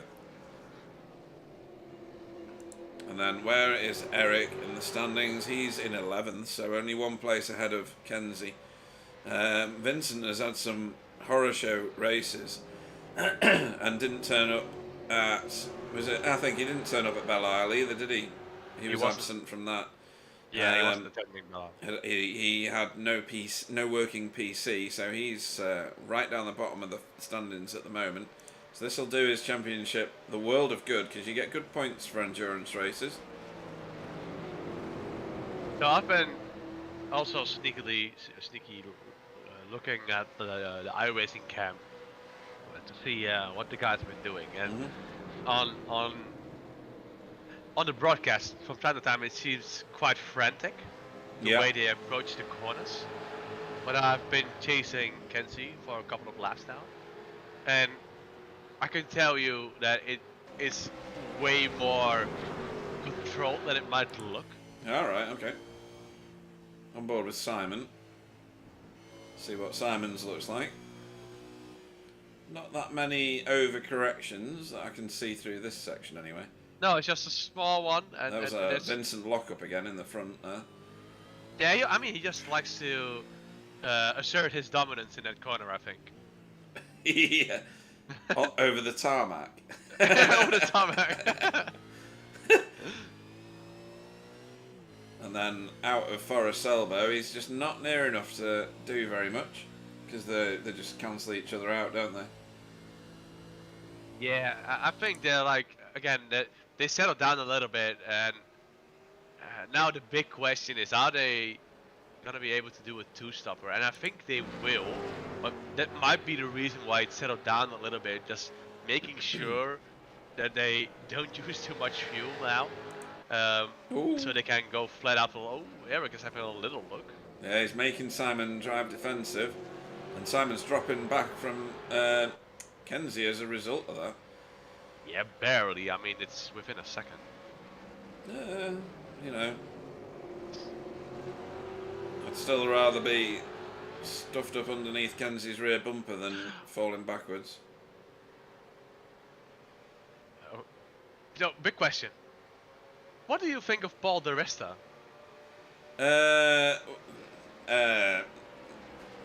I don't think I have opinions on him, to be perfectly honest. What's your opinion about him not being fired from Sky TV? Not being fired? Yeah, he has been fired. He has been fired? Yeah. So he can't comment anything. I have no feelings on that topic at all. Okay. Because I swear down on Minanske, he is the worst guy ever. You just sit on the fence and, you know. I'm kind of against. Oh, who's that? That's Tony, right? Oh, that's Nikolai. That's Nikolai in for his third pit stop. And there was rumour of 3 pit stops, and I think there's going to be quite a few that end up having to do that. Oh, and this is Jamie next to Greg Carr. And he's doing this. Jamie has done it. I feel like if this was... Oh, he's a little bit wide, and now Greg's like, maybe, just a little bit. He's not being able to, but there was like a hinge of hope for a second. Like he went wide a little bit. And a little look up from Greg. I don't think it was a big enough gap for him to monopolise, though. So Jamie's done that, and he's pulling away already. So nice move. Back with this group. Ooh, crikey, that's a long way off. I was going to say that was a bit like from your spaceship, but I don't think your spaceship got that high up in the air off that game that you were playing before we joined the broadcast. Yeah, I'm not the best rocket scientist. Once I get it to work, I'll show you, mate. I mean, the concept isn't flawed, but just in case anybody wants to get their children away from the screen. There's wobbly Avec beer. Always having beer. That's enough of that. The Mew says he didn't bring his telescope to watch the stream. No, neither did I. It was a shock to me as well. Ant Woodward in for his third stop now as well as Tony Kloosterman. So all of them on 3 stops. I can only assume that these guys have got to 3 stop as well. These are Simon really hit the wall, and that was there's tasty. Eric is creeping up. It's going on the left, side by side through this sector. It's really tough. Simon almost hit the wall on the right hand side, and Eric let him live. Eric just pulled back. Dear. Oh man, it's nothing going. I mean, I get where Eric is coming from, but it's it's just costing them time. Yeah. I mean, you would know, wouldn't Simon's you? left rear. Yeah. Simon's left rear is damaged. I think he's going to be pitting. I really do. Oh, and Kenzie is all up in Vincent's gearbox as well. Oh, he pulled away. Oh, Yeah, man. he got a good exit. Like, so Eric's dropped off the back of Simon.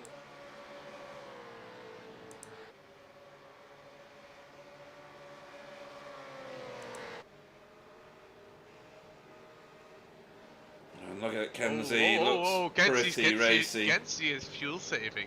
Is he? Right. Kenzie is fuel saving. And well, he did get a really good exit now. Is he gonna have a look? And then Vincent's going into the pit. And so is Simon. So For Simon, that's a smart move.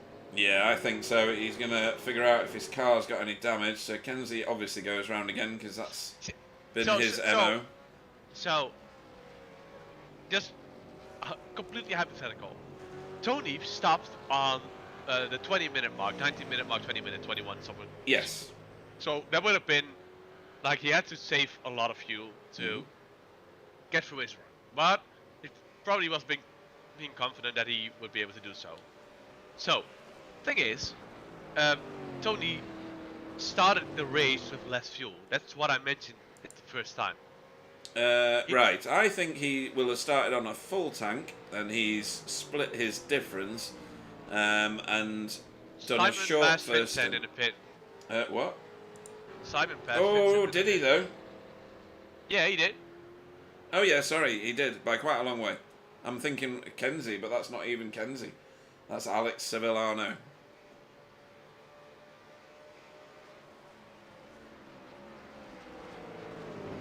He's still got the damage on the outside visually. I don't know whether that's what happens in reality. No, I'm looking at his rear in iRacing and... Oh no, it's still there. Wait, that's weird. Yeah, yeah, no, it's still there. Now he's stuck behind Alex, which is Kenzie's teammate. Yeah, that's not going to go well for Simon. No, this is not going to go well with Simon because he wants that lap. He wants that great out lap, and he's got to throw it next to him. Yeah, but, well, he should get a good Forest elbow with brand new tyres, etc. The car in front will have... Oh, that was a hip check. Oh, I'm on the wrong car. There we go. So he should get a decent Forest elbow here. He can set it up nice and calm and then absolutely nail it, which he has done, has he? Yeah, he scraped the wall though. Yeah. I mean, he should get this done by all, standard logic would dictate. He's having to go the long way round in theory because if Alex stays with him all the way, he's not doing those, so that's sorted now. So no team orders there.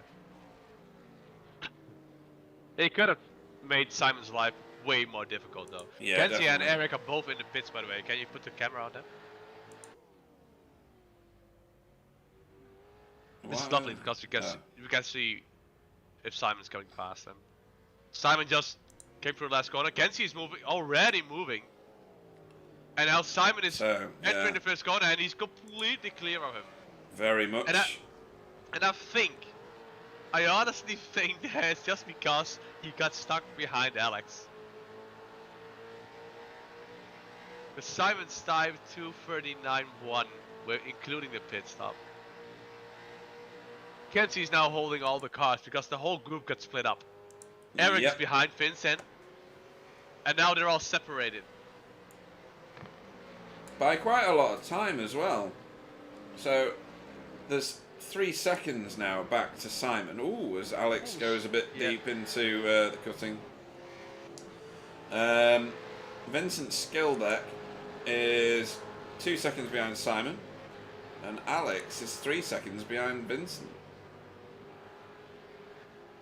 So that last round of pit stops really did show who was able to fuel save the most and who wasn't for a start. And of course Simon got stuck behind Alex all the way over the top of the mountain. No, Adam Wright is now the front runner, but he still has to. He still owes us a pit stop. There's no way that he can drive for another 25 minutes without stopping again. So We shall wait for him to enter pit road. He was pitting on the same laps as Kenzie, which means he should be due in. I assume he's going this in lap right now. has to be, or not. Still good for another lap. That's pretty good though. Yeah, very impressive. So, you said something about that you are able to do a two-stopper, right? It was very sketchy. It wasn't certain that you could do or not, as Alex Savillano goes into the pits for his scheduled stop. Because if I don't think Adam is capable of fuel saving that much because he is just a guy in shorts. But if he really is able to, it might have been the reason why he was that much up the pace. Doubtfully, but yeah. The Mew has already called what you did, that everything's in Kenzie's hands now.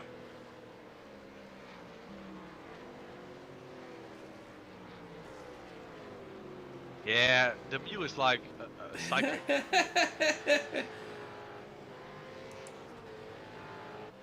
So there's Kenzie over the top of the mountain.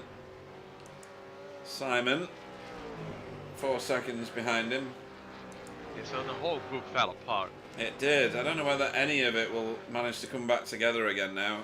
The whole fuel saving piece and probably a bit of pit lane entry, pit lane exit. Yeah, but not 3 seconds. Well, pit lane time. Well, there's a lot of difference in the stationary time, it has to be said. So Kenzie did a 2:36 on his last lap. Yep. That's including his pit stop, and compared to Eric, who did a 2:42. Yes, 8 seconds worth of time. Most of it, yeah, he was stationary for 7 seconds less.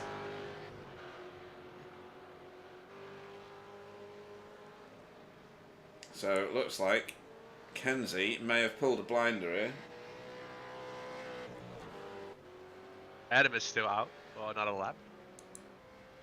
Yeah, over the stripe he's gone But into L corner. then he did actually quite save like a tons of fuel though, because he's not been off sync with them. No, but he's only 10 seconds. In fact, there's the gap visually. 10 seconds ahead of Kenzie, but he's going to have the best part of a minute in the pits.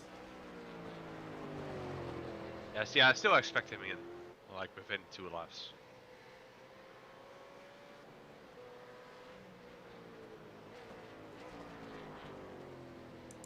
So from Kenzie now back to Eric, we're looking at 8 seconds, and it was probably about 1.5.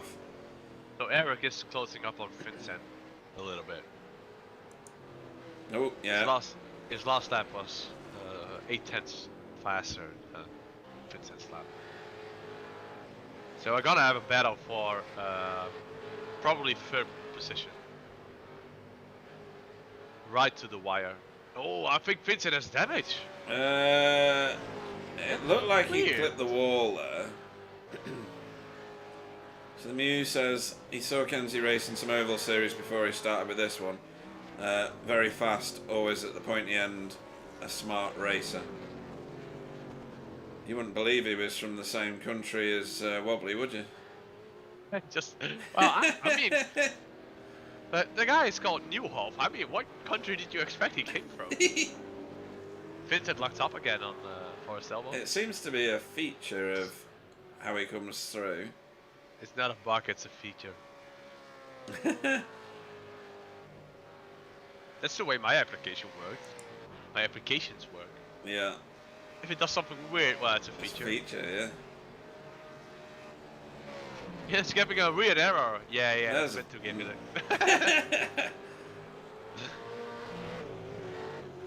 Bit of advertising for Wheelie Bin's Mayhem Republic. The Facebook page for V8 Sim Racers in Australia. So this battle's definitely back together and on now. I'm quite happy to see them closing up on each other because they were all so spread out. We had nothing to commentate on. I know. It was getting dicey for the rest of the race, wasn't it? Yeah, this is gonna go right down to the wire, and my gut says that Eric's gonna overtake Vincent at a certain point. I almost feel like Vincent under fuel or something. Let's have a look at his pit stop time. He was stopped one of the longest of the top of what we're considering to be the top four. Adam Wright still owes us a pit stop. He's still leading the race. There he is, going over the top of the mountain. It's a solar-powered car. When was Adam's first stop? Don't know. It won't tell me on SDK. I can tell. Excellent. His last stop was on lap 34. Okay, so his first stop was on lap 18. And compared that to Kenzie's stop. I think he stopped on lap 18 as well.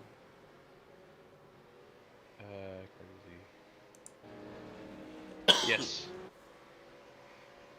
And then his next stop was at 35. Oh, he's saving a lot of fuel. I just heard it. Okay. Now, obviously, Adam's last pit stop is going to be a very, very Adam is short going in right splash now. and dash. He's going in right now. Okay, so this one should be a very short stop. He's only got 15 minutes worth of race. Oh no, yeah, 18 minutes worth of racing to fuel for. But that is Kenzie right there.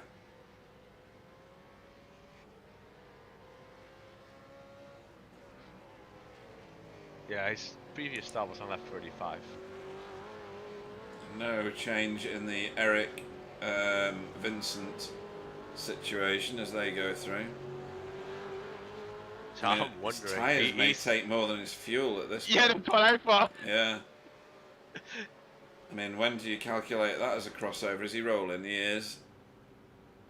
So He is rolling. Is he going to come out ahead of Ant Woodward? Yes, he is. Yes.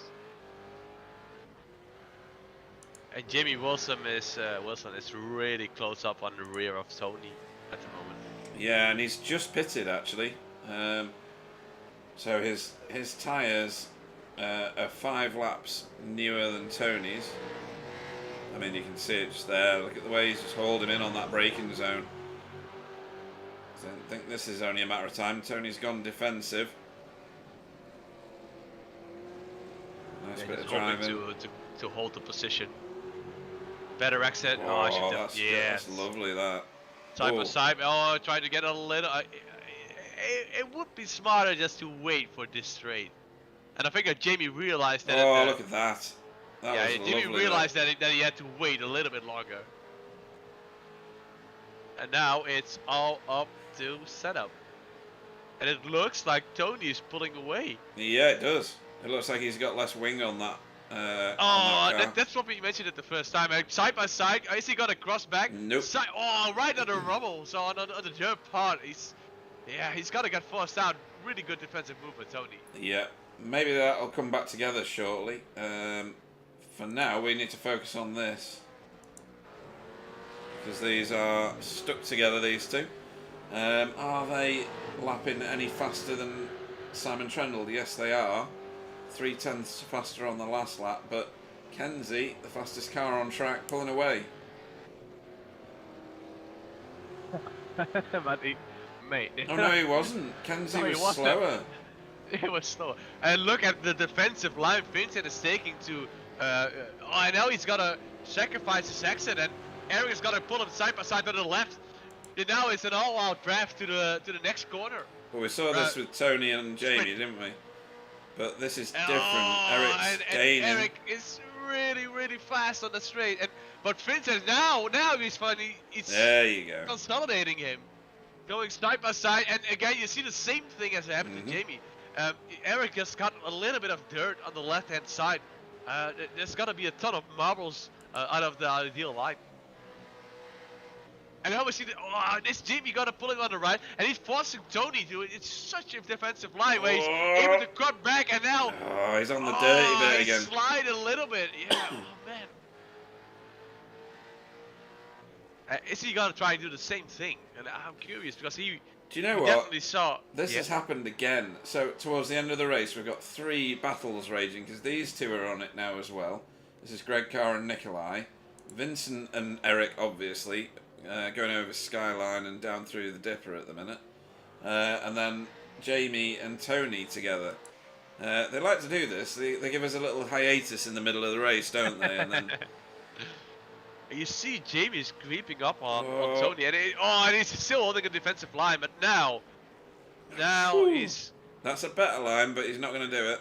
nah, that's not. Tony's doing an immense job on defending this, and now we see Eric is closing speed on. Oh, I think they almost hit. Yeah. Eric's And backed out of it. Yeah. His angle into the chase wasn't great. So that one carries on again. He did have a good exit though there. Creeping up on his rear. And after like an hour and 45 minutes, 46 minutes driving on Bathurst, this is what we got: 3 battles on screen. That's like major Crazy. defensive from Vincent. Like, that was ridiculous. And if I would be Vincent, I would just stick to the right again. Just make your car as wide as possible. He's just nailed it to the right hand side. There's a bit of bump drafting going on. That's not going to make him go any faster. Yep. Maybe he decides to hope that. Is he going nice. a little to the left? And again a defensive line. And even in this particular part of the track, where overtaking is actually not possible, unless you're maybe Eric, I guess. Yeah. So close, just fighting side by side and front to rear. Amazing. Can we switch to Jamie and Tony real quick? That's what I was just doing. Let's see if he can do something about it. And now Jamie's closing up on him, and he wants that good exit. And right in front of Tony and Jamie, we see Rob and Greg Carr, but the difference between them is that they are teammates. Yeah, that's very true. Jamie's creeping up, closing up inch by inch, and now he's bumped him as well. Let's try to give him a little bit more speed, maybe trying to get him to overshoot his brake marker. Almost managed to. Very similar to the other pairing that we were watching. Chris Jackson's putting in his betting slip because he called it at the start now. Thinks he's a millionaire because he called Kenzie before the race started.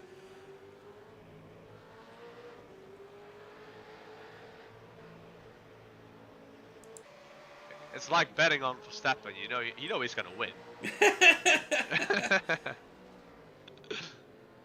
So no footage for Kenzie. Oh, that's a good crossback. Yeah. Really good crossback by Eric. Side by side, heading towards the first corner, trying to see who's gonna brake later.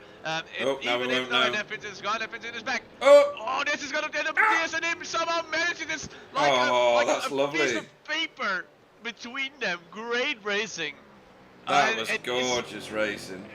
And is Eric now able to get through Hell's Corner, trying to get through this slipstream, but I think that Vincent is in the clear for this lap again. Oh man, that was so close. So this battle's not getting anywhere. This is Bob Woodhouse and Greg Carr.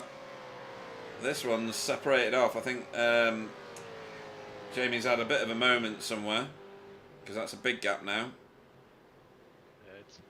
It's still within a second? It's almost within a second. Let me check if 1.3. I think he must have done. That's too much of a time gap. Yeah, he was over a second slower on the last lap. Although Tony's time was a 2:04. He was nearly the fastest car on track. Oh no! Oh yeah, he had, it was 2 seconds. He had a moment on the entry of the Dipper. Ah, His right. right rear collided with the wall, caught it, and got back up again. So he has a little bit of damage, and he also had a moment outside going at the exit of Forest Double. Right, Eric, well out of shape, coming out towards Forest Elbow, which kind of messed up his Conrod straight.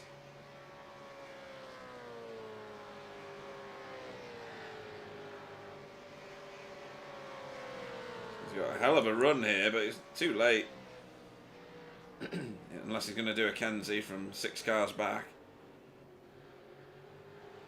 Oh, it's a nice line though. That's lovely. Oh, That's brilliant. A little bit of slide. And now he's forcing him into the really defensive line, which is gonna help him out on the exit. He's trying to cross back again.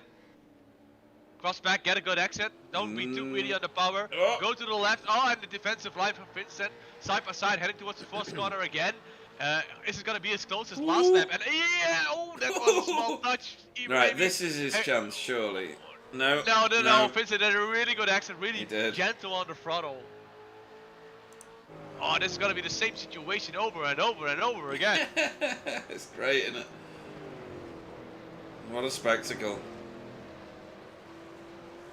Oh, he's backing up for this one. Is he trying to fall? Oh, Vincent looks wide. He did. Is he gonna stick it in on the left? Oh, he's not. No, not But yet. he's trying to force him in all sorts of bends and all sort of corners and angles, which Vincent doesn't like. Playing mind games with him now. Am I going left? Am I going right? Am I doing both? What are you going to do? When it comes for you.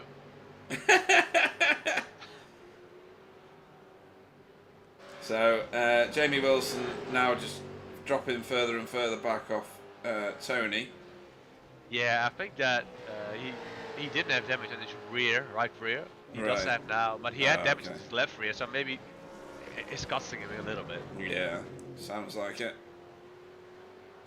This battle's not going anywhere either. Well, maybe it is. Oh, maybe Rob it is is. so close behind Greg. Is this a multi-21? Are they don't- gonna keep each other alive? It looks like a multi-21. This is a multi-21. Good move. Do you reckon? Yeah, I mean. Oh, he nearly lost it. Greg Carr nearly lost it coming out of Quarry. If it wasn't a multi-21, it was definitely like, my teammate is coming up, I'm not gonna fight him too hard. Right, okay, yeah. And that might be the case because Tony's now closing on Greg Carr. Maybe they're trying to, fly information again, trying to stay in front of Jamie, but Jamie is really falling off right now. Yeah, he's dropping back very quickly now. 2.5 seconds is the gap to Tony Kloosterman, who's closing rapidly on Greg Carr.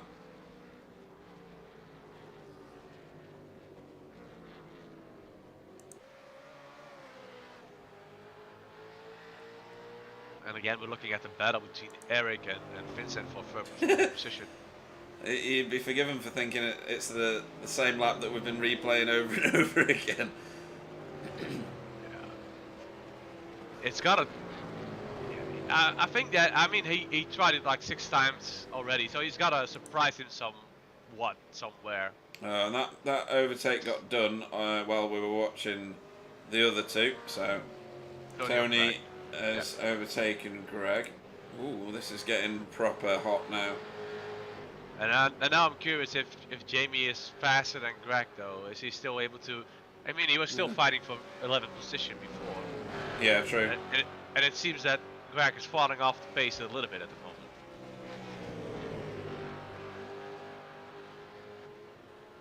Greg may have got through all of his tyres, which might be as bad as having the damage that Jamie's clearly got now.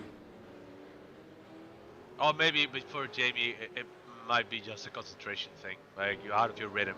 And Yeah, you need possible. like 3 or 4 laps to recover from it. Oh, a lot of wheel spin from Vincent. That might make him a victim.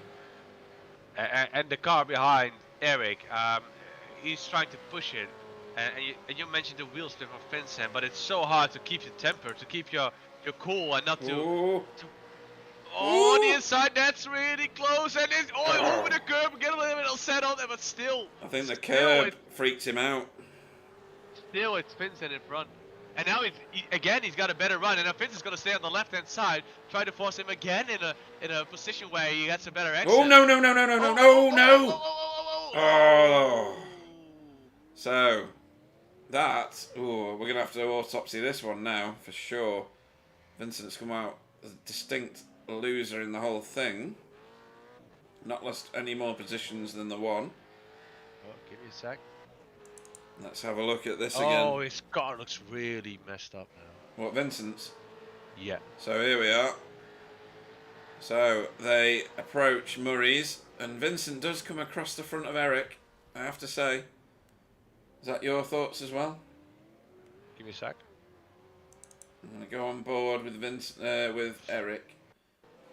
Sorry, I was trying to hear what the drivers were saying. Alright.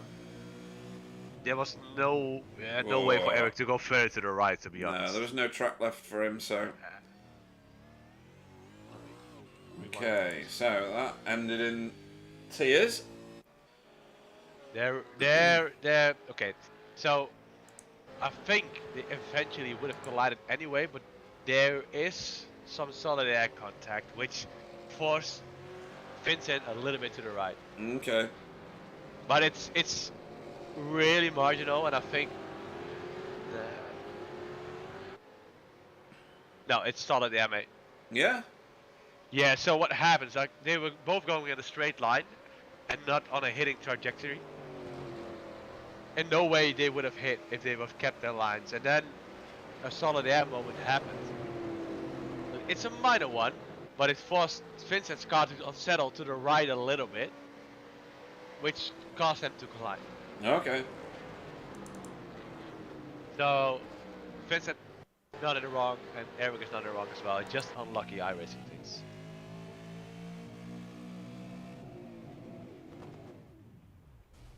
That was the alternative view. I was hoping it'd give us something else, but it didn't. Bit of advertising there for the other Jamie's business. Jamie McKnight. I think that believe me, it's the way I described it. It's what happened. Is that Vincent's car? Oh no. Who is the car with no bonnet? Oh, it's Eric. Right, so Eric's now got extra cooling for his Holden Commodore. Now I'm curious, is Adam gonna be able to get another position out of it? He might. He's not that far off Vincent. His last lap was half a second faster. But he's only got 2 minutes to do it. Are they on white flag? Have we missed it with everything that's going on? Who's car 555? We shall join Nikolai.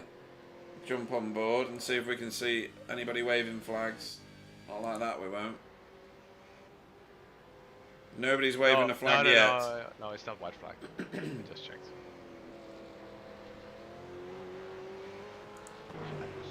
I think, just to elaborate on what I was trying to listen to, I heard Vincent making a comment to Eric, and I think that they don't realize that the situation is that it started with a net code and eventually, it was a weird one. It was small, just pure bad luck.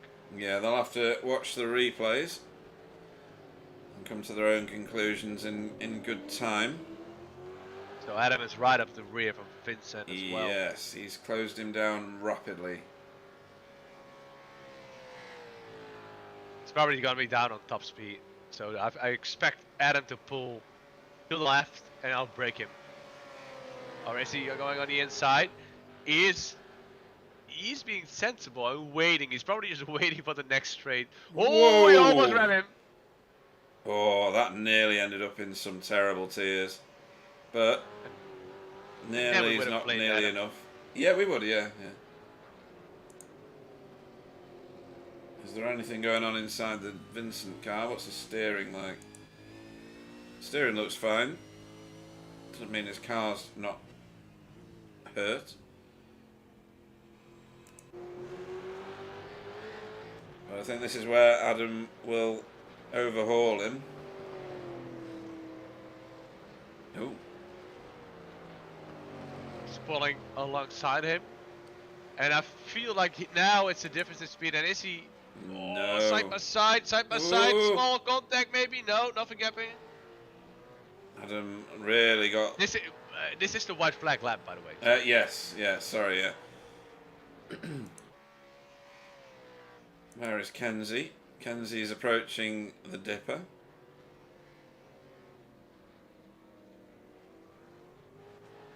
I think Adam got absolutely freaked out by how close he was to Vincent's car. Yeah, and Adam is running the same screen as I am, and it really, you can see almost everything, and it's really, really stressful when a car is on your right. He's closing him down again, but I think a whole second from this point on track is going to take a mistake from Vincent.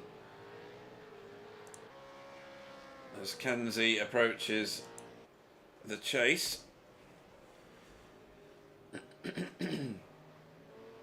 And you have to say, he's played a blinder, hasn't he? He did a really good job with the damage he has on that car. Evening to Russ on the chat. Good evening. Hey, a little bit of a wriggle coming out of the last corner, and why not over the line? A victory for Kenzie Newhoff at Bathurst. Simon Trendle flashes his lights in congratulations. They both had a really good race. Simon, Kenzie, they stayed out of trouble. Good result. Good tactics from Kenzie especially. Adam did close it down to a quarter of a second, but it was just a bit too much to ask. I think that Adam is quite satisfied with the position he ended up in. Everything extra would have been a bonus. Yeah. Hunt Woodward had a quiet race, really. We didn't see much of him on the screens. Saw quite a lot of Alex Civilano. Yeah, we did. He had an eventful race. He came in 7th. Good finish overall. I think that he had a couple of battles with Jamie as well. He must have had fun out there. I mean, he was, especially in the beginning of the race, he was right in the thick of it. I think the two cars that suffered the most with it all was probably Tony Kloosterman and Jamie Wilson. Very much out of their respective usual positions. So we've got driver of the evening to look forward to, so just keep that in your head, Wobbly. But yeah, Kenzie played an absolute blinder tonight, in my opinion. Simon Trendle did a great job, but still only finished, what was that, 5 seconds, was it, nearly behind? And then Eric Blixt and Vincent, wow, I mean, what a tussle that was. And I think the dust will take some time to settle on that one, don't you? Yeah. Yeah, I mean, it was it was a good race, to be honest, in general, and there were a couple of incidents. Vincent, Eric being one of the incidents, and Jamie and Nikolai, which happened. But in general, I see a jump. I don't know who did it, but I saw a jump on my other screen.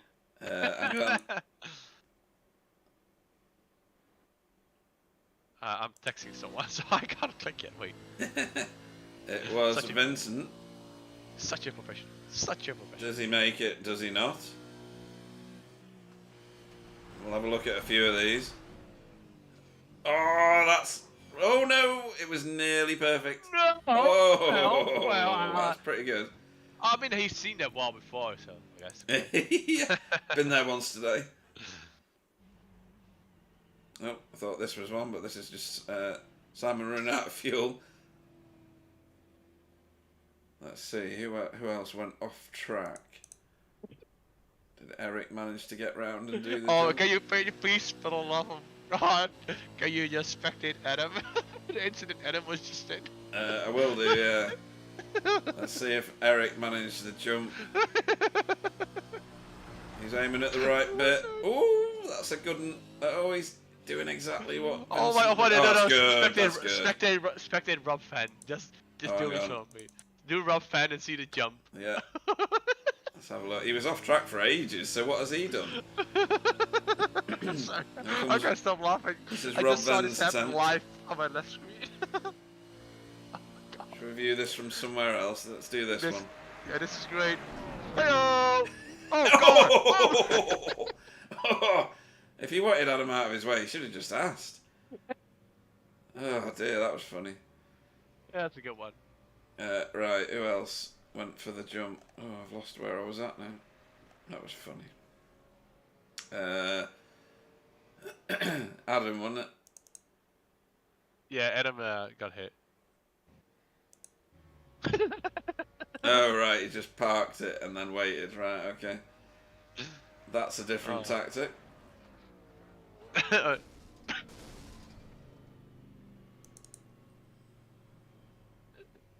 He's Let's got see who else we obliterated. can get. This is Kenzie. Oh, Kenzie's going very slow. I don't think his was an attempt.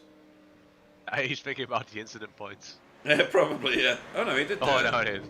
Sort of. He's going very slow for it. Oh, that's a safe one. I still messed up. Good job, Kenzie. Oh, dear. So funny. Who else? Let's have a look. Ant Woodward. Did he jump it or did he park it? No, that's brilliant. That's a good Oh, one. there we go. Oh. Oh, that's a good. Oh, God, that's painful. Oh, barrel ow, roll. oh, Barrel. Oh. oogie woogie, bit of breakdancing. Oh, Who was now that? Oh, that was Kenzie in the background. There's Alex. Now it looks like a NASCAR car. Yeah, it does. It's going sideways now as well. And he made it back to the pit, so there you go. Bonus point for Alex. I don't know, boy, we would have won. Oh, yeah, without a doubt. Right, so let me press a few buttons and then we'll start the interviews. Oh dear, that was funny. So we'll go back to here. We'll select a car. This car. And we will go to this. And we will choose one of these.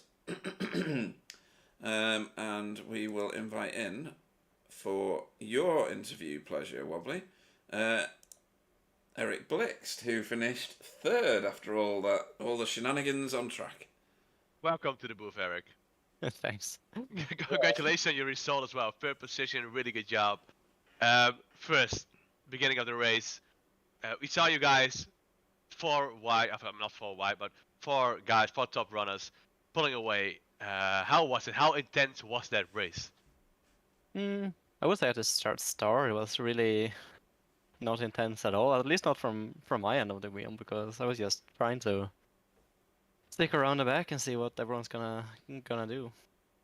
I wasn't really gonna try anything at the start. It's still 2 hours the race, so just wanted to keep the car intact for as long as I could. Yeah, well, you managed like an hour and 57 minutes to keep it intact. Yeah, it was a bit unfortunate there in the end. I got squeezed and it was a bit of net code, and Yeah, both ended up in the fence. Yeah. Yeah.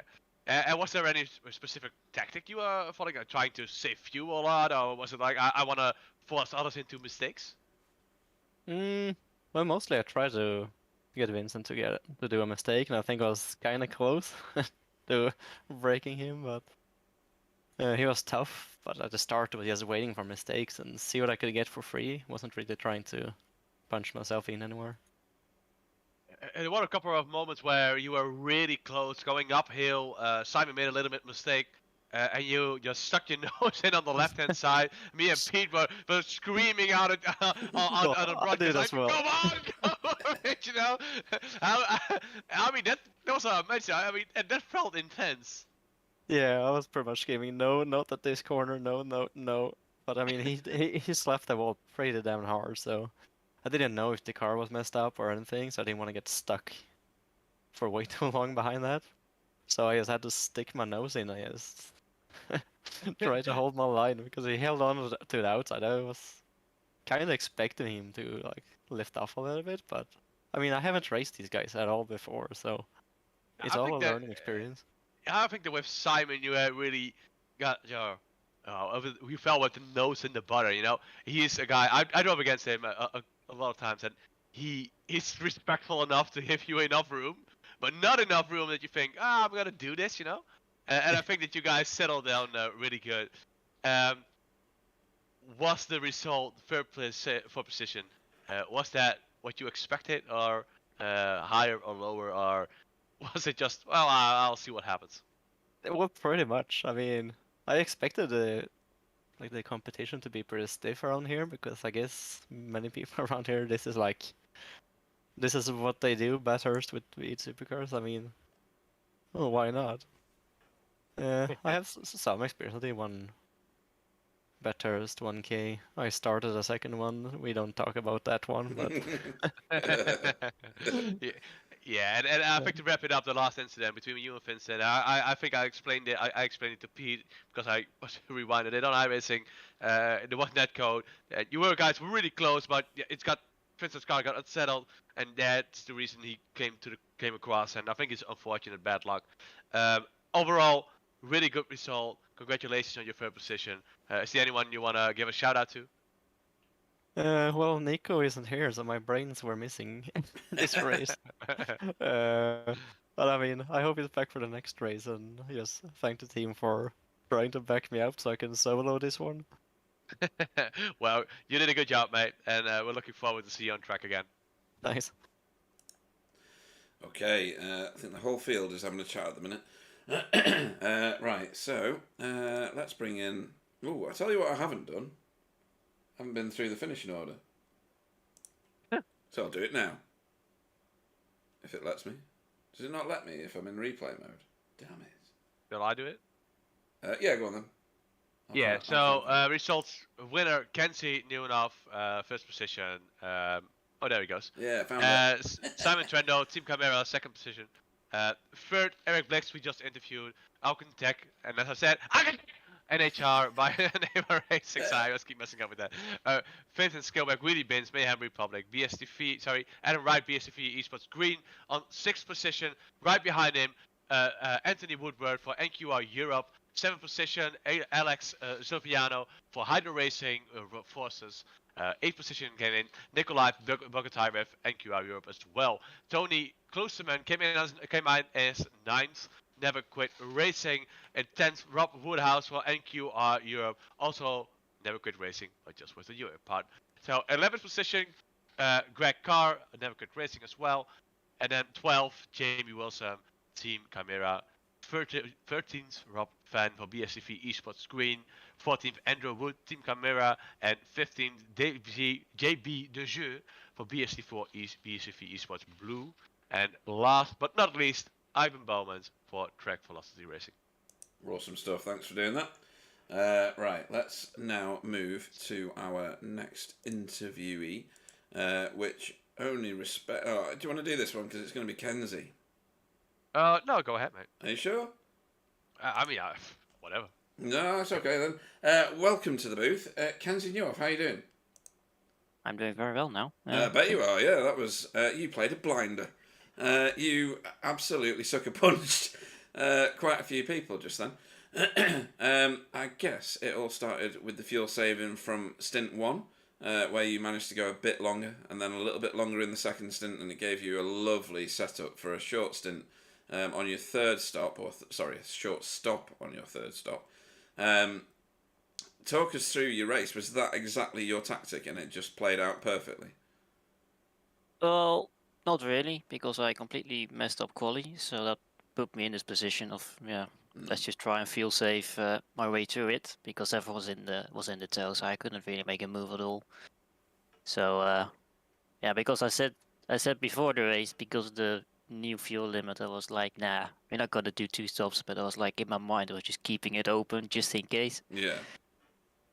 But yeah, quite quickly I already found out like that wasn't happening, because Simon was just putting in those laps, and was like quite hard to follow him with follow the group actually. Fuel saving that much, so it was quite tricky. And then at the end as well, the track temp got really high, and car was sliding all over the place, so I just keeping out of wall, which I sort of did. Good enough at least. And then with all the fuel saving I did, I had a short stop at the end there, so and I came in the track position in the end, so all in all good.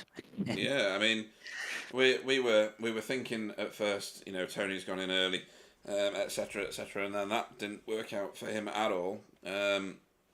But we thought we might have seen a different tactic at play with the short stop at the beginning rather than at the end.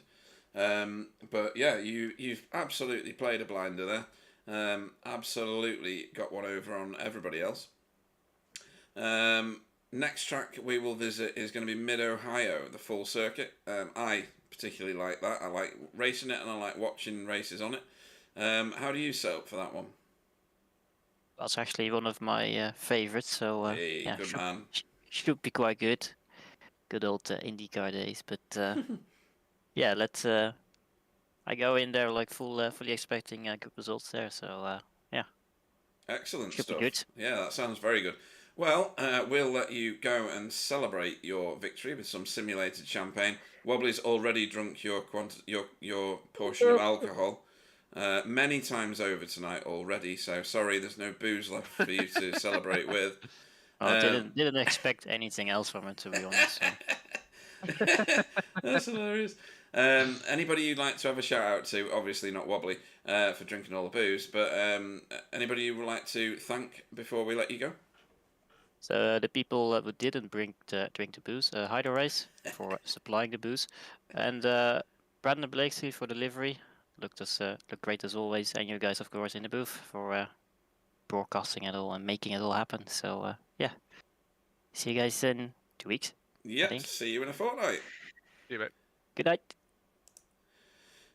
Right, next in will be Simon Trendle for your interview pleasure, Wobbly. He finished second tonight. Hello, Simon. Evening. Sorry, I haven't breathed for 2 hours, so. What's my first question? Did you take a breath? No, because this track terrifies me. If I breathe, I might actually know what I'm doing. You did a really good job, and I asked Eric the same question because Eric basically said, "Well, it wasn't that intense," and we looked at the race. You guys were in a train the whole first and a half hour, like an hour and a half. It was just 4 cars on screen. How did you experience the race, especially the first part? How did it feel? Was it intense or was it just meh? It wasn't. We weren't obviously throwing it into the corners at each other, so that was fine. It was just this track, and you can't see where you pass the car in front of you, and you got walls of like 50 centimeters away from your bumper, and that's what makes you terrified, or at least it makes me terrified in this track in general. There's no room for error up the top, and that's basically where you make all the lap time. So, yeah, it's we were being sensible, I think, and but no one was throwing it, but it was intense, just trying to keep your focus. That was the thing, not hit the walls. Although I did do that several times because I'm an idiot. Yeah, we saw you hip check the wall in the dipper and then pit straight away. Was that a bad one?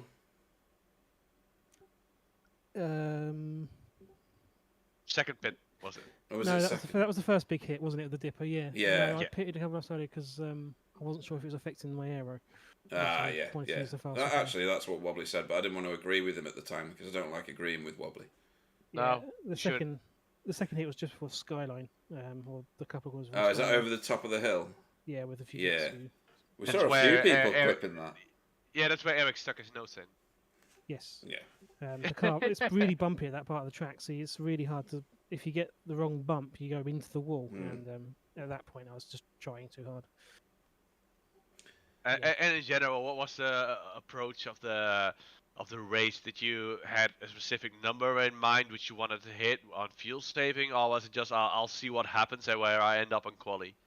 Well, I was trying to work out what Kinsey was doing because I'm assuming he didn't qualify as fast as he could do because he was back in the field. Because I could have, my optimal was like a low 3, or at least a 2.9, I think actually, if I'd have put the lap together. So I'm assuming that he was held back and sort of sat in the draft and saved fuel. So I was leading, thinking if I can break the draft, I can pull away a bit, and then I'm going to make Kinsey try and chase me, which is going to be benefit to me. And then I started making those stupid mistakes, and then I made that big one on the in lap, which let Vincent through because I was just trying too hard again. Like it's just the wheel locked and I panicked, and then it just sort of all went a bit skewy, and then it's like damn, I've thrown away the few seconds that I'd built up. And in the end, yeah, I mean, you came in second. Result what you expected, or did you hope? You always hope for better, but again, second. You're still first in the championship. I'm thinking overall a good result, right? Yeah, I was expecting to finish second to Kenzie. I was hoping to take the fight to him, but no, I'd made too many mistakes, so he had the gap at the end of the race. Um, he's a smart driver, unlike the Wobblies of the world. He's got some race management, and it's very annoying because I like Simon Trendle. that takes away my advantage. I mean, I'll take the piss out of myself. Enough. I mean, I always say I'm not smart. I just drive. And No, everybody agrees with you. That's what it is. Now, a good result, Simon. Congratulations. Is there anyone you want to give a shout out to? Yep. So, the other three drivers that were in that pack, because we weren't doing anything stupid. It was intense enough for Bathurst for me. Thank you. But that was great fun to race against. All the other drivers were turning up because obviously we had a decent field, I suppose, for Bathurst, especially for an endurance race. You guys for the broadcast, I'll watch it back at some point, I'm sure. And Simability for sponsoring the league. Okay, good luck, mate. Hope to see you next time on track. You will. See you then. Okay. Right, next in the list is going to be... I have 5 more minutes. What? I have 5 more minutes. You have 5 more minutes. I'm glad you whispered that. Welcome to Vincent Skillbeck. How are you doing? Yeah, I'm good. Awesome. So, you qualified second. I saw you in practice and you were super rapid. You obviously turned that into a front row start. And then you basically toured around Bathurst with 3 mates for I don't know how many laps, but it was around about an hour and 45 minutes. Battling with one of the 4 of them at least constantly. And then there was what we now have evidence to be a netcode incident with Eric into Murray's. You were having a blast though, right? For the majority of that. Yeah, I was. I was happy to lead for a bit. I was happy to follow Simon around.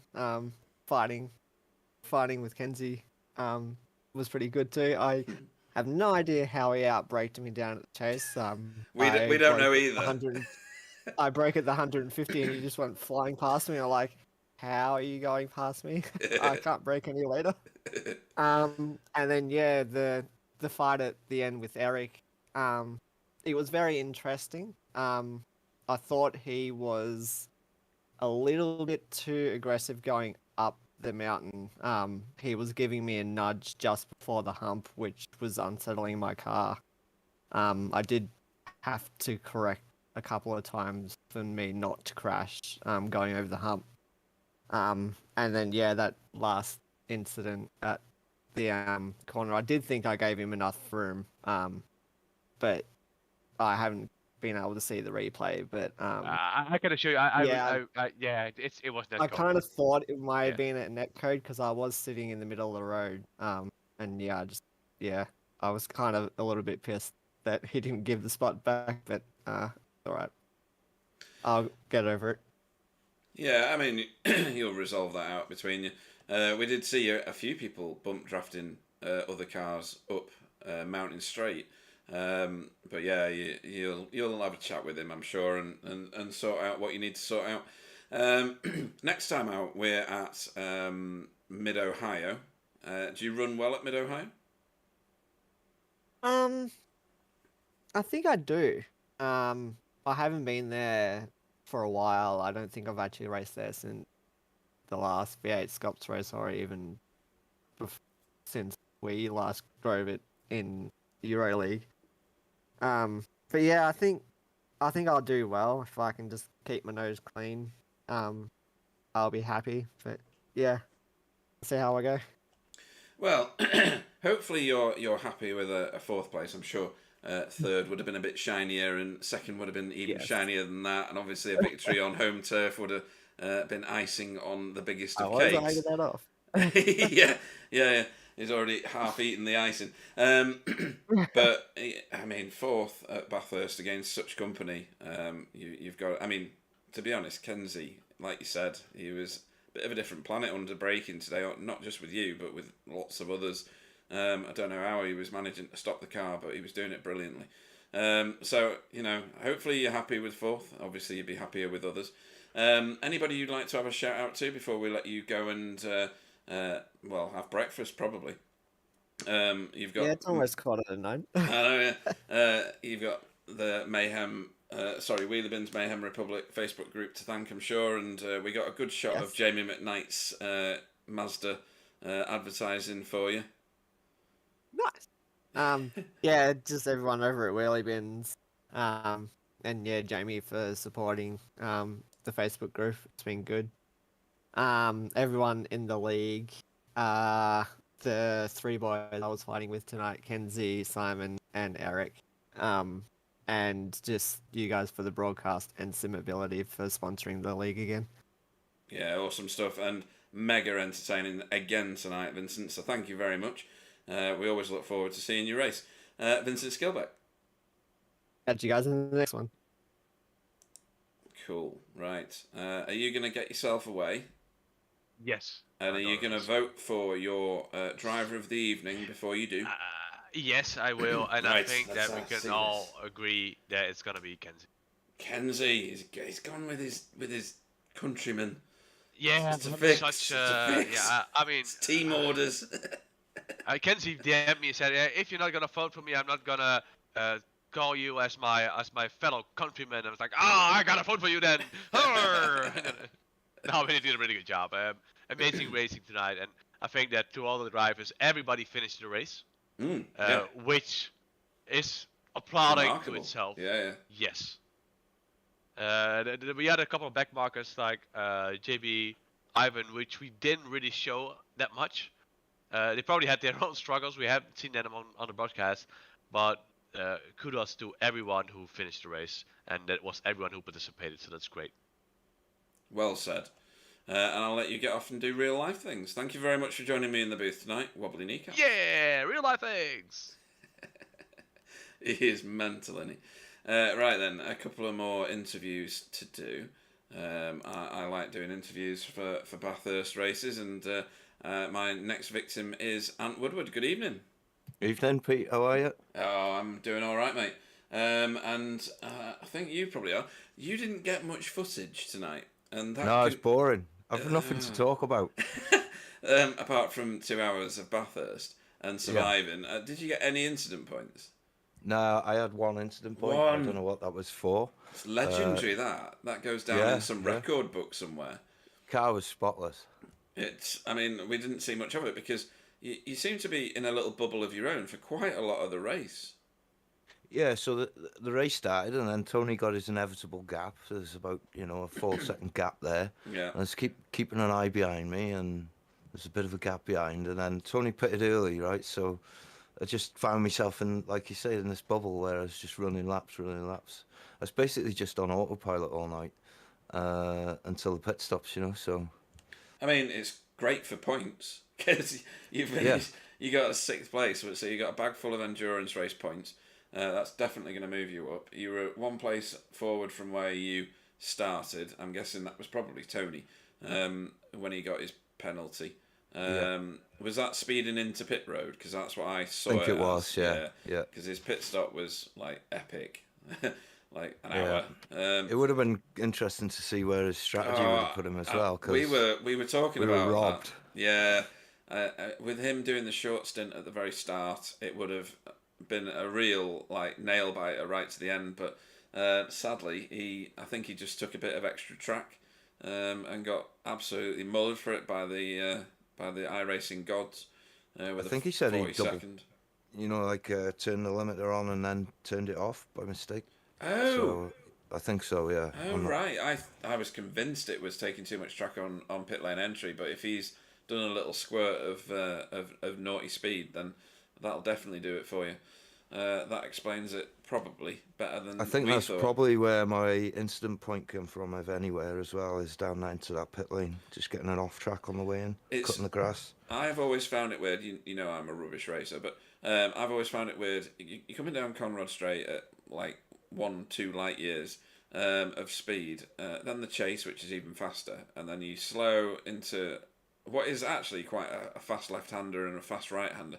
And you've got to scrub enormous amounts of speed off. It's actually quite difficult, isn't it? Because your perspective of what's fast and what's slow is completely like devoid of the truth at that point in your head. So Yeah. it's not surprising that people make mistakes on the entrance to Bathurst. It's a 30-mile-an-hour limit as well, so it's just crazy. horrendously slow. Yeah. But no, I mean, yeah, it was a quiet night, and that can only mean one thing, which was actually a successful race for you, because you didn't put it in a wall anywhere or anything like that. So, anybody you'd like to have a shout out to? This is time for shameless plugging of Wild Rides, by the way. Yeah, same old usual suspects: Stacey, Jack, Evie, Simability, all the drivers in the league, and the team. Never quit racing. Awesome stuff, and we've got Mid Ohio for an entertaining race in a fortnight's time. You like it there, don't you? Yeah, I do. Yeah, I've had I think my best result was there. Yeah, I think it was a podium for sure. Second, I think. Second, yeah. So hopefully, for your sake, obviously, and for the NQR team, you get a likewise result, if not better. Let's see what Mid Ohio brings you. Cheers, Pete. And Woodward. Thanks very much. So we've had everybody in that was interviewable. I'm just gonna nip into the website so that I can do Wobbly's shameful vote for his own countrymen. Not that it's based on anything at all to do with skill, which it obviously is, because Kenzie was absolutely incredible round the turns tonight.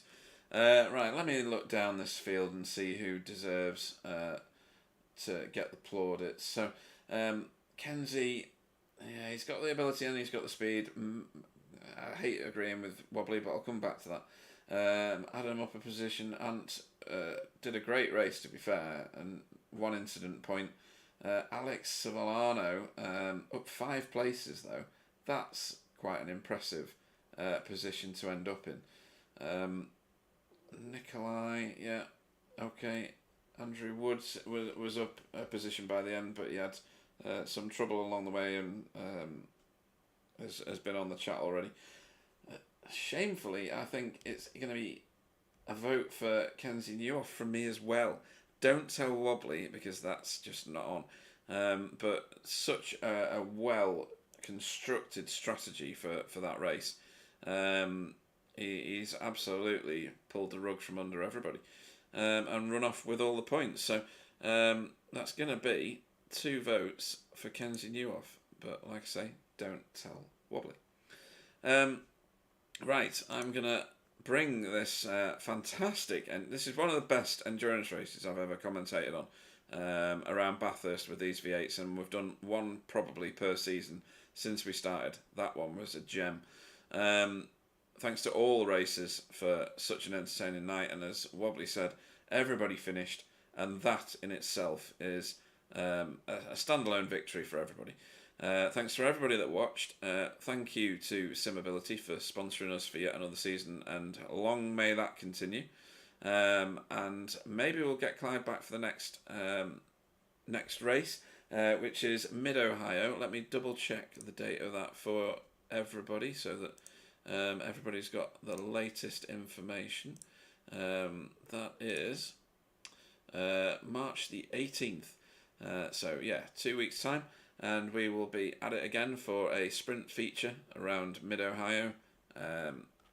It's been very entertaining racing from my perspective. I've had a blast, and we will see you next time.